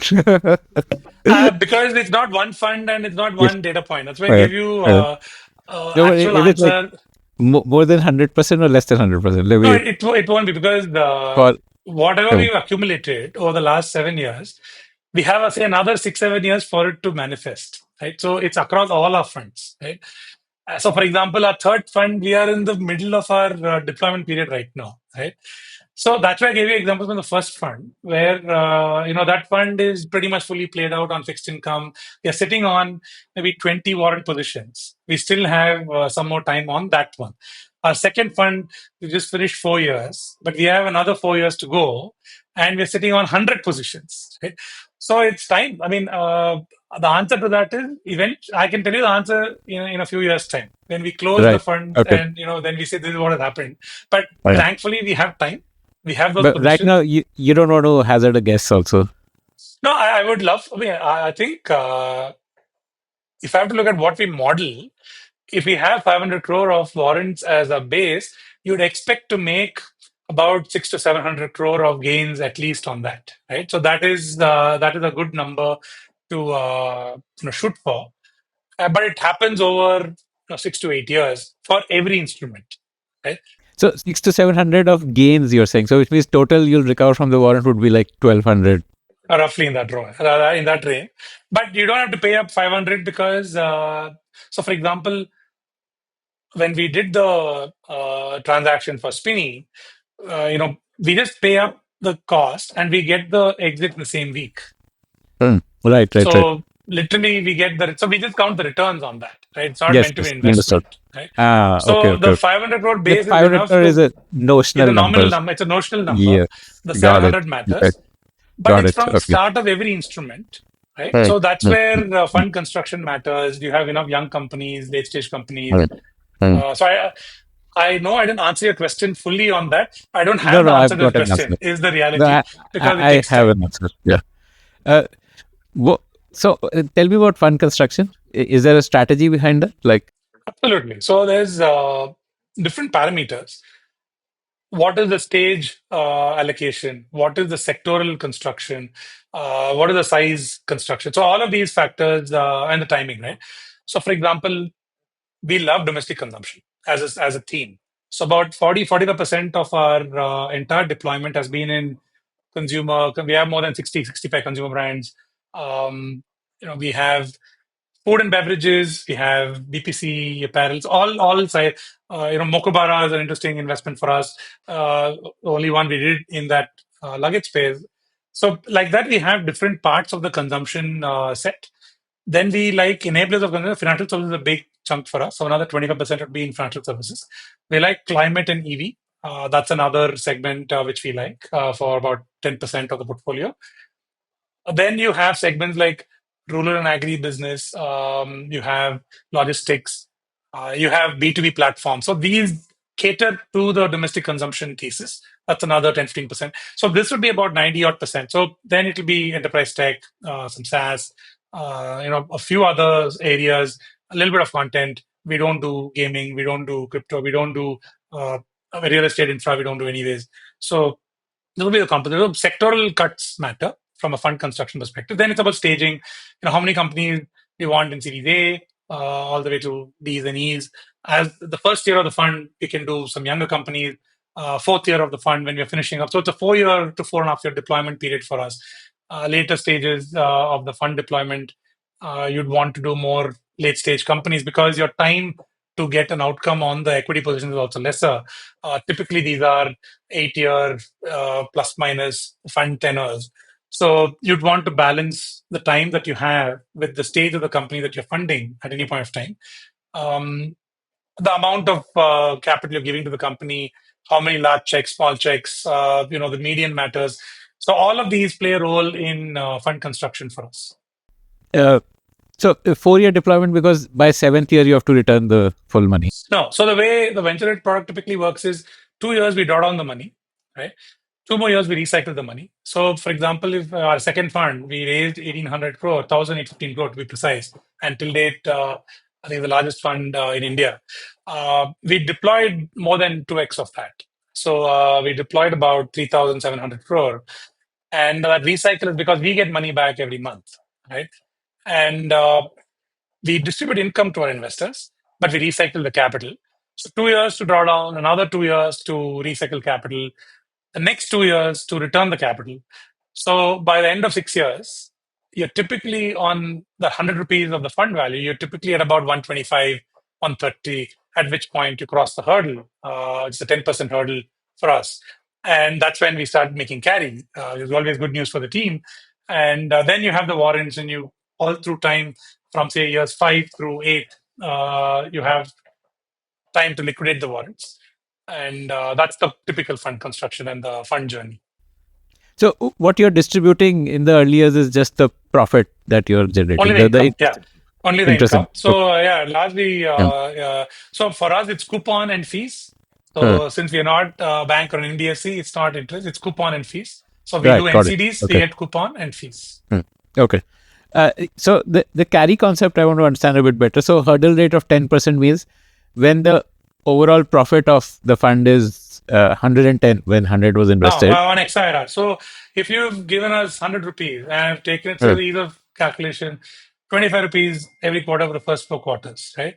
So it's simple Excel, put those numbers, put those dates, and we keep returning money to you every quarter. We're giving you 3% on whatever's drawn. So the 12th month, when we've drawn down all 100, you should expect to get, say, about 3 rupees or 3 rupees and 20 paisa for that quarter, right?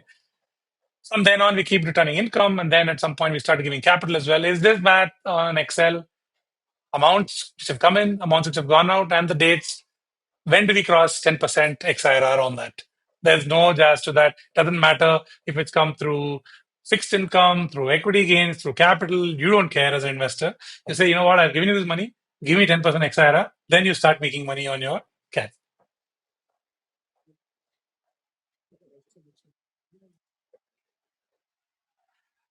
In fact, it's interesting. Even I don't know.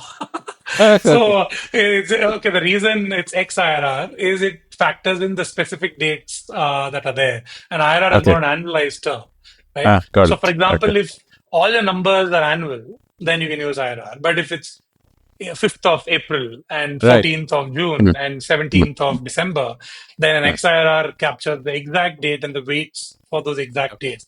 Okay. So, but it's Got it. interesting. Okay. And given that I love trivia, I'm going to check on why it is XIRR.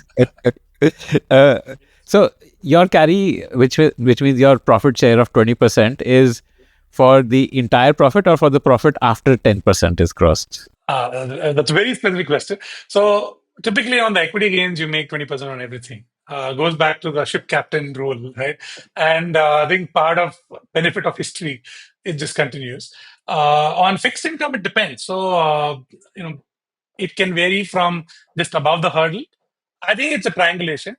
There's a management fee, there is a hurdle, and there's a carry. So you can have funds where you can have the management fees on commitment and your carry on fixed income can be above the hurdle. Or you can have funds where your management fees can be on whatever is drawn down and you can have carry on the entire amount of fixed income made. So both are possible, right? So we've also got both, depending on the product, specific product that we have. For example, our most recent fund, which is the shorter duration scheme, which is intended to be for fintechs and for short-term working capital needs for young companies. So we, in fact, did the latter, which is we moved our fees to the drawn or the capital that is used for deals, and the carry hence is on all the gains that are made. So that's the fund that IFC came into recently, and this is the first time, interestingly, that IFC has participated in a product like this, where the underlying company is a startup and it's debt to a startup which is seen to be below investment grade. And the reason I mentioned this is goes back to one of your early questions on how is this perceived and the leverage ability and so on. The traditional forms of capital still have a struggle because there's not enough data. Like no one institution may have 10 years of data, right, across cycles, right? So then we have to recreate that and try to work together and collaborate and bring them in, and this is what we're trying to do. Okay.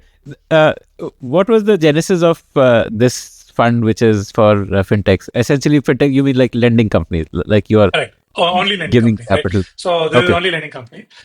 So part of it was we saw a need, and I would say actually that many of these things happen because you see a need in the ecosystem, and you say, how do you plug that, right? So one of the things that we saw was, now you have a lot of senior professionals who've been in banks or NBFCs. Many of them, again, are friends and classmates and so on, where they've got 20, 25 years of experience.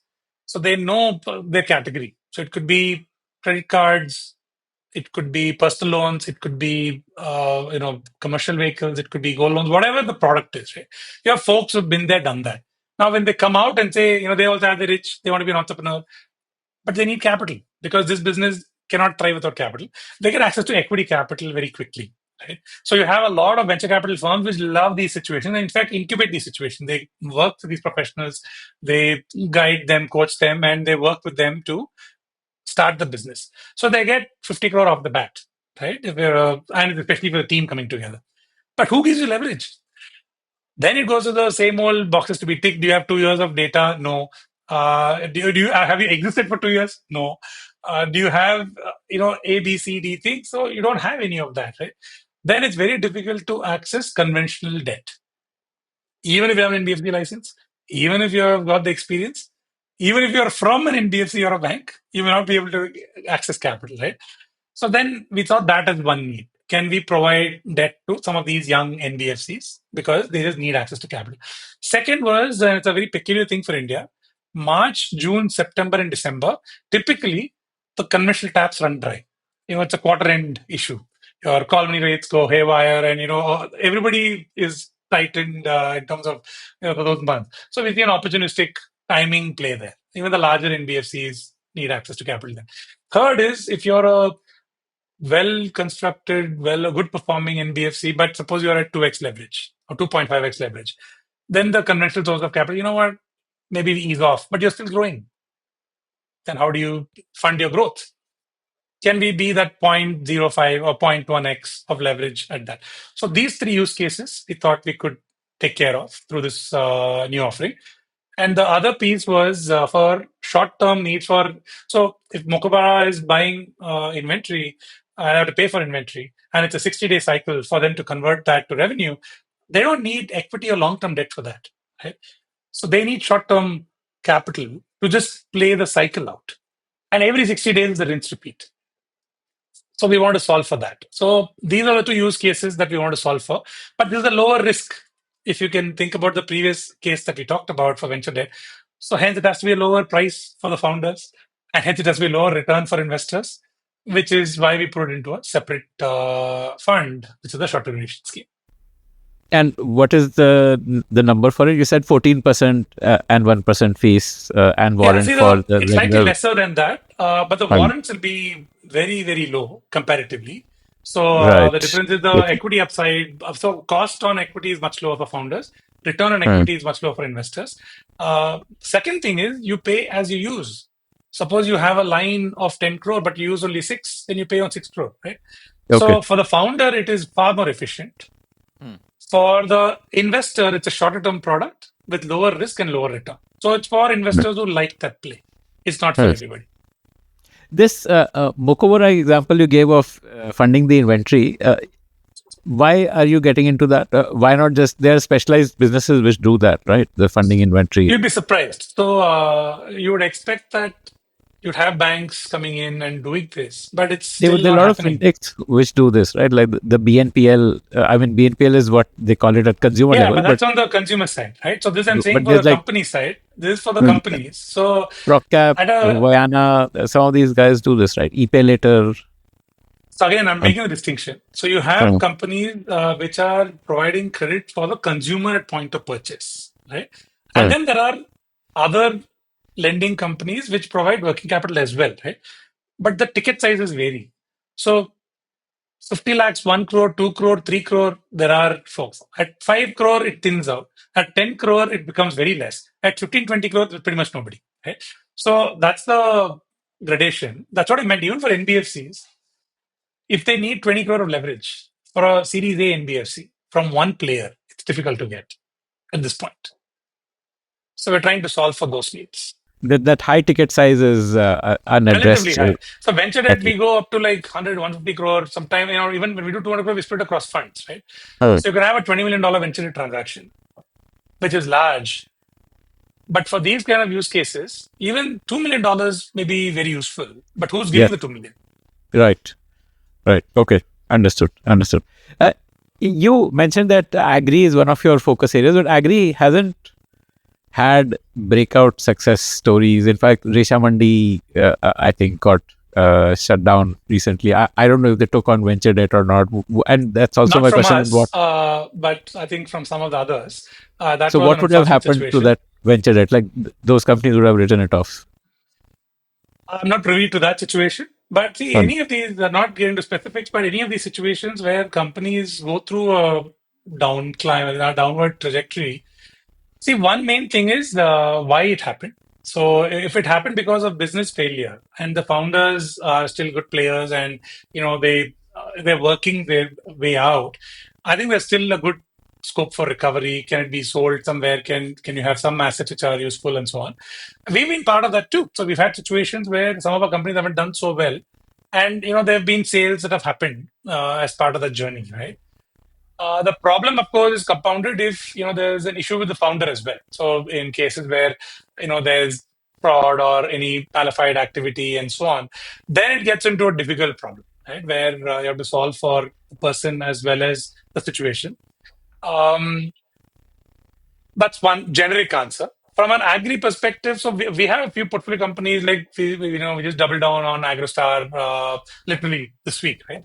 So there are some of these companies that we like. There's a long-standing relationship, and we keep doing more with these companies where we like what they're doing. They've got meaningful scale, and we learn along the way. Um, Agri, as I mentioned, there's agri and there's rural business as well, but there are different players within that, right? So you can have distribution models. You can have all of that needs fuel, right? So For example, we have, and it's not just agri, it's in different pockets of the country, right? So retail is an area that is interesting for us. So we have companies like Apna Mart, Apna Club. These are all in our portfolio where they're trying to disrupt the retail model, right? We like that space, right?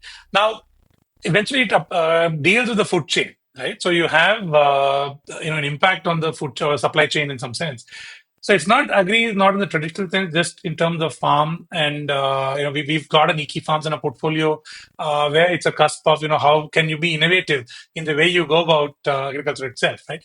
So all of these are different ways of playing the same very very broad segment, right?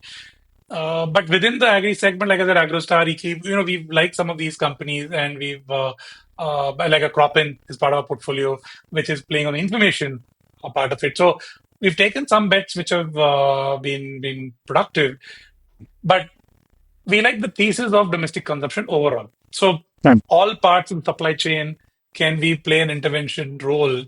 That is what we would evaluate, I would say. How do you evaluate when a company comes to you for debt? You spoke of I think four types of risks: selection risk, performance risk, payment risk, and resolution risk. So do you like have a scoring on each of these for a company which is coming to you for debt, or like, how does that Yeah, absolutely. evaluation happen? Yeah. So we have like a 10-point rating matrix, and uh, it's a combination of various factors. The first thing, selection, that you mentioned, is the best way to avoid not have a problem is to avoid it in the first place. Right? Right. So I think selection is key. Selection Selection risk means that includes uh, are you selecting the right company to give a loan to? at the right time. So both matter, right? So Okay. a lot of Okay. this is about timing. So companies can have a path like this, right? How? You can get in and get out. So a company may not have a great outcome for the equity investors, but in the short term, it can still be fine. Selection is about the category, the founding team, the traction, uh, why they are attractive, the cap table quality, market feedback. So all of these things play a role in selection, right? Usually, selection, there are binary layers where there are certain answers which mean there's no deal. And then there are certain answers which puts into a bucket of, okay, now. So what I would say that all things around business are hygiene for us. So it needs to be a good business with hygiene. If it's not a good business, then there's no deal. But a good business is not sufficient. It's necessary, but not sufficient, right? Then we look at other layers around it. Because what is the problem with the next round of capital? So you can have a great business, but if it's a space that nobody's interested to fund, you cannot raise the next round of capital, right? If you have investors in your cap table who are completely done and they're spent, and the external market does not like the space, then whatever you do, however well you perform, how will you access capital? Right? So we look at both these aspects together. Selection is an important determinant success or failure for us. Second thing is structure, the discipline in structuring. So don't get carried away. There's a lot of money coming through. Then and if there's competitive pressure, so we don't do bullets, we don't do balloons, we don't do structures which are difficult and the markets are not conducive, right? So you have to, and that's why I call type 2 errors, right? If you're not able to fund a good company, for my work from a debt provider perspective, I'm perfectly fine with that. It's worse to fund a company and have a problem, right? It's opposite for equity, right? It's errors of omission versus commission, effectively. So, from my perspective, wherever we are part of a journey, am I confident about that journey? Right? If I don't have the confidence and somebody else is one of the company and the company is going to do extremely well, power to them, right? And maybe we'll try and find a way to get back on that train later on, but no problem on that front, right? So selection, one. Second is how do you structure? I call it a triangle, which is the amount of money we give, the final date of maturity, and the amortization structure. So how often, when do you start paying down principal? The center of gravity of that triangle will remain constant, right? So if you want more money, suppose in that example I gave, you say instead of $1 million, I want $2 million. Then I would say instead of a 30-month tenor, maybe I'd give you a 20-month tenor, right? So I'm looking at what is the exposure that is tail risk, as we call it, at the point when I think you'll run into trouble. That is the center of gravity of the triangle. That center of gravity will not change a lot. Now, the reason that For us, it's different, and for one of our peers, it's different. Is we may be seeing the same situation differently. I may know the founder for years. I may have understood the business because we've done 4 more deals in that space, or I may not. Somebody else knows the founder better, or somebody else knows the situation better. Then they'll price the risk better, right?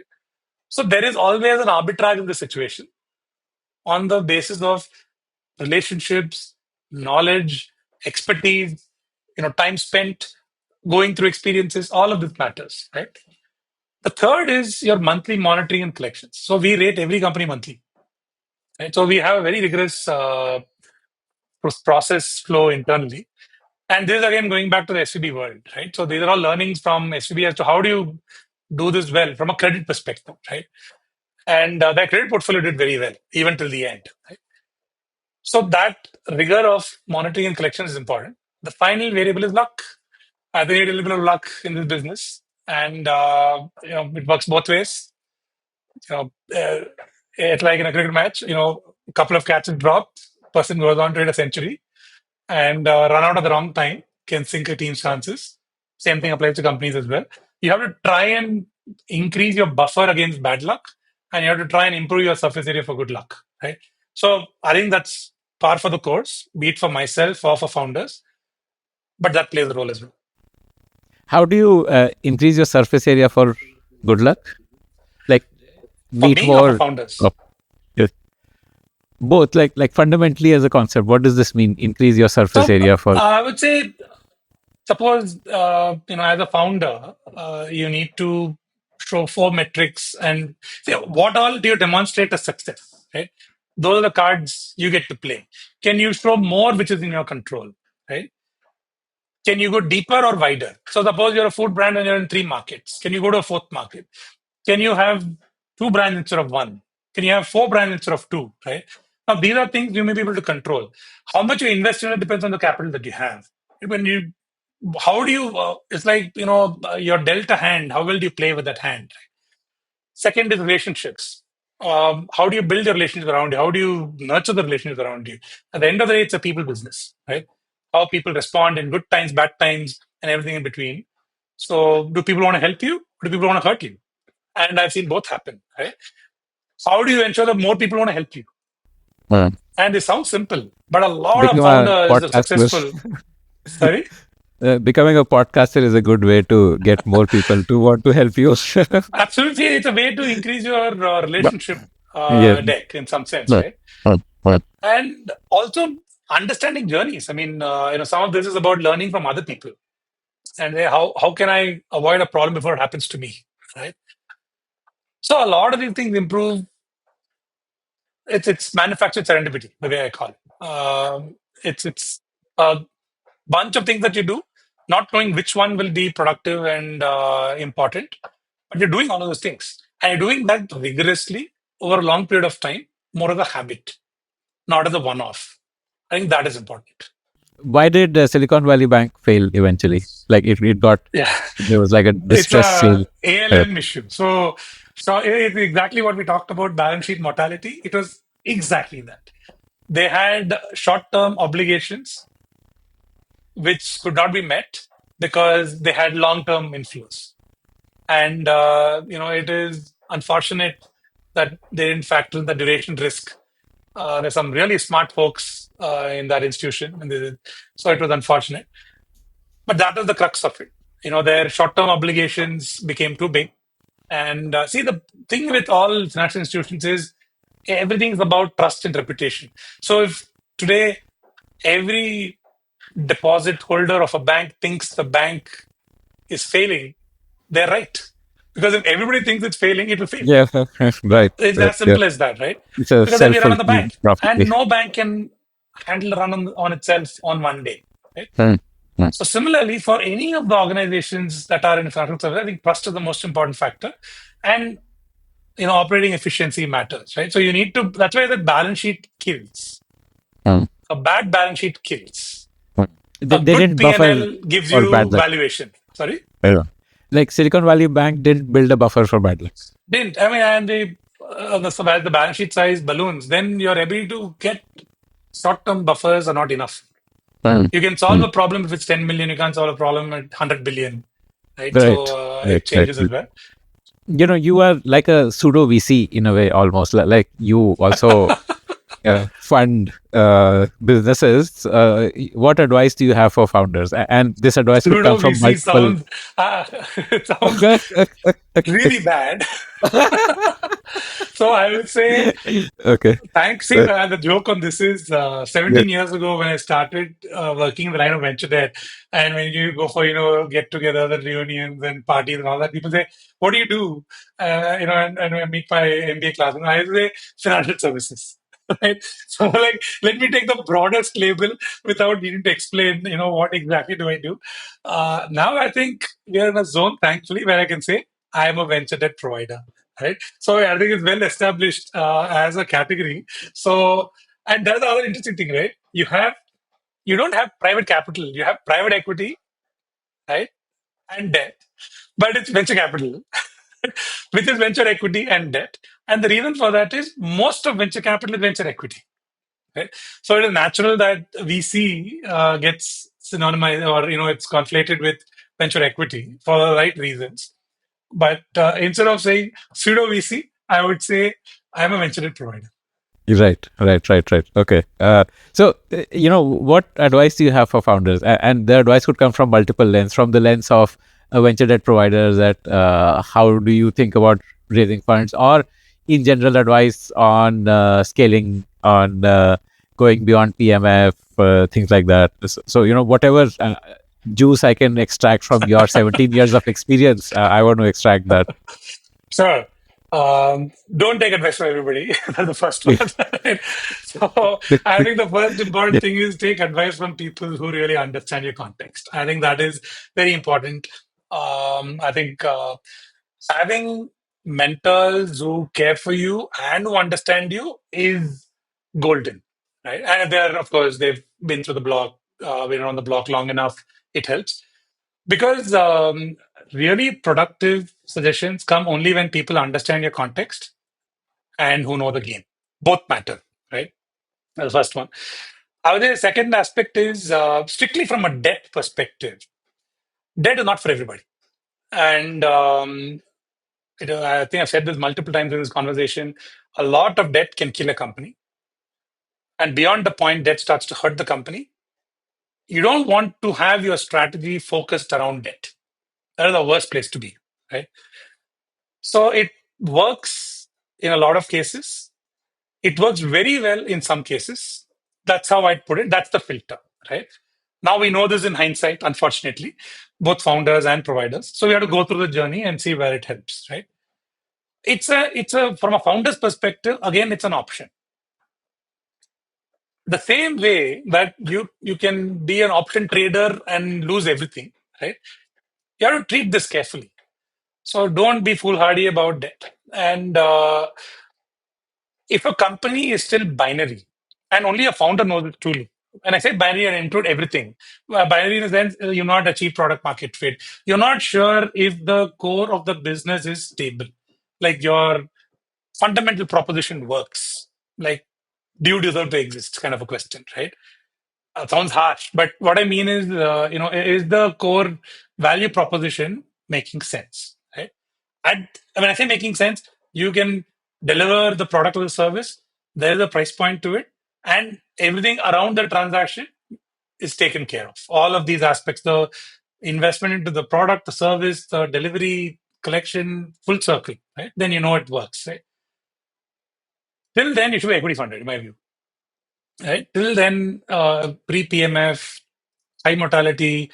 You just want to try different things. You don't want uncertainty to be compounded by further uncertainty, right? So I think that should be driven by equity capital, right?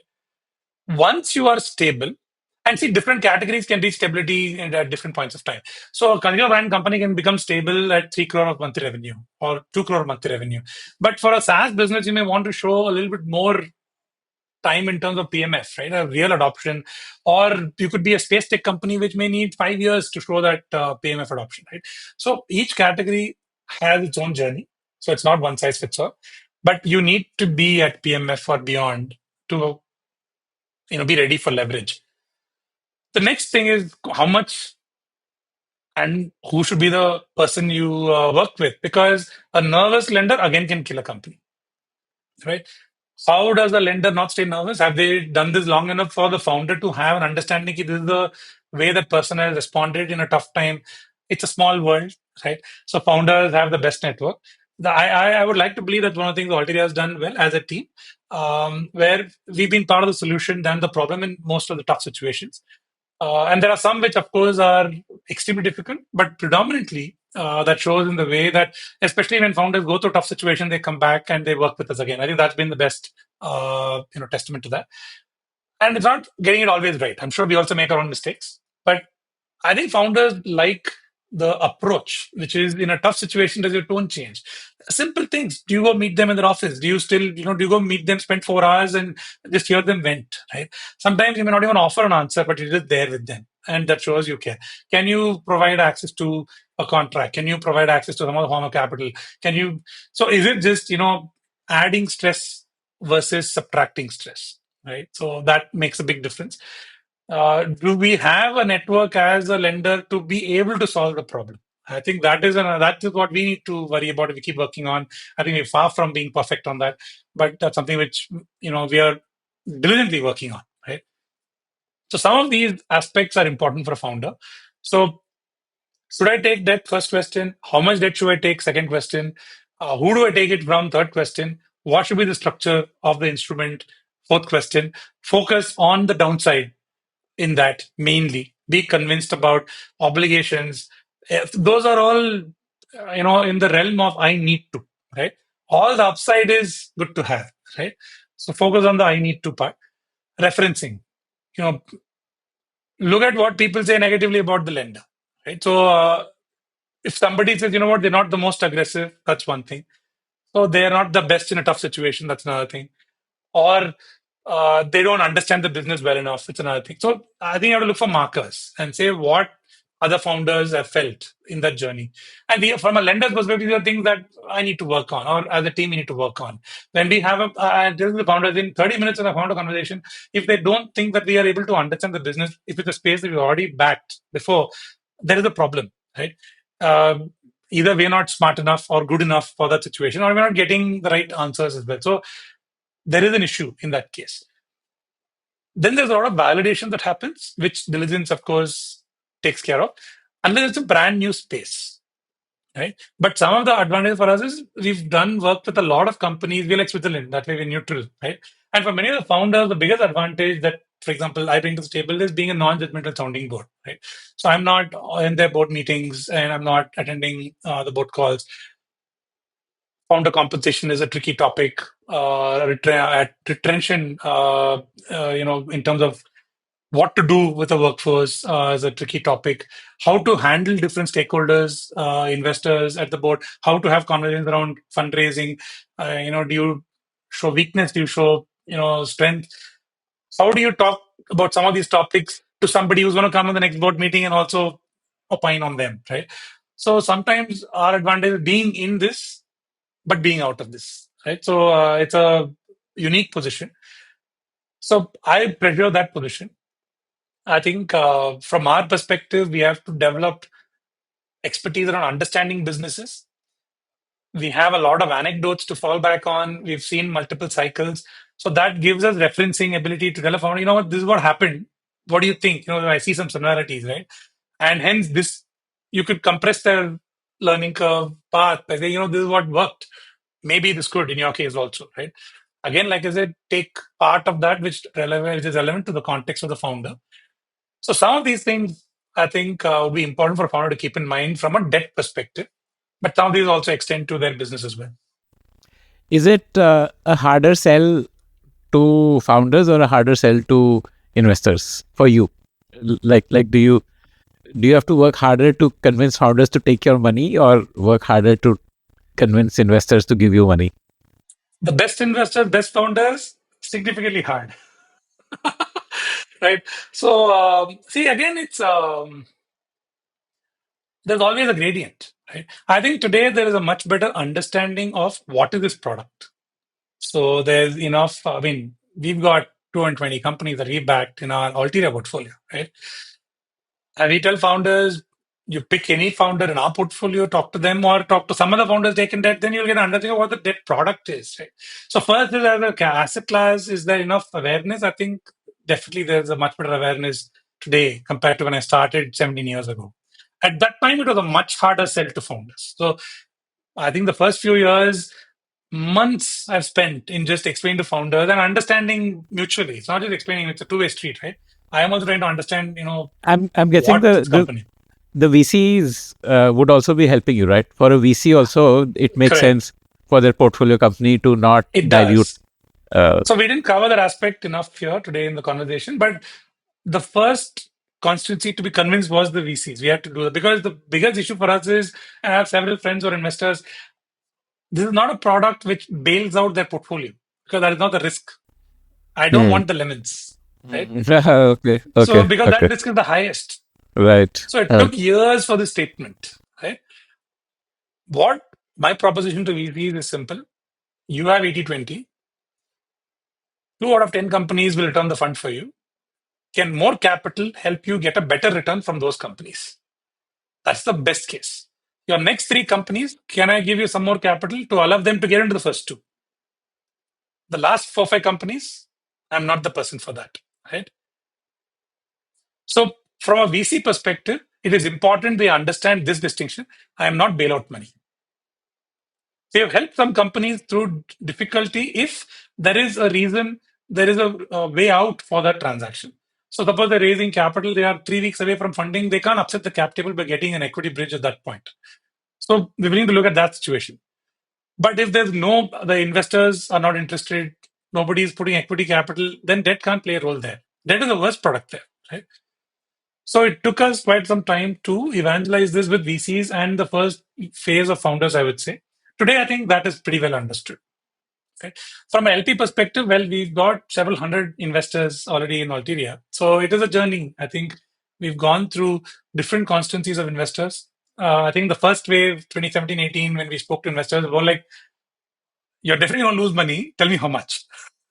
As in capital, right? When COVID happened, I remember getting calls, are you losing 20, 30, or 40% of capital? Those are the choices, right? It's not less than that. We came through COVID losing zero, right? COVID, in fact, became a booster. All of that gave confidence to our investors as to how this product behaves, right? So if you want a high quality founder who's doing well, it is a definite pitch, right? So we will be camped out with them and saying why, and we have to do it with all humility, right? We cannot assume that it's an obvious entitlement. I mean, if anybody's entitled, it doesn't matter if you're an equity provider, debt provider, whatever. I think it works for everybody, even a founder for that matter. So it is a conversation we do pitch for the situations that we definitely want to get into, saying why is the product sensible and why are we the best fit, right? Happens day in and day out. Same way with LPs, right? So it's a uh, that's one of the perks or perils of being in the middle. You're Yeah. pitching on both Right. sides. Right. LPs largely are like relationship driven. Like, is that how you acquire LPs, or like what's So the it is because? a combination. Sorry. Hmm. Yeah, I mean, I don't imagine like a performance marketing as a way to acquire LPs.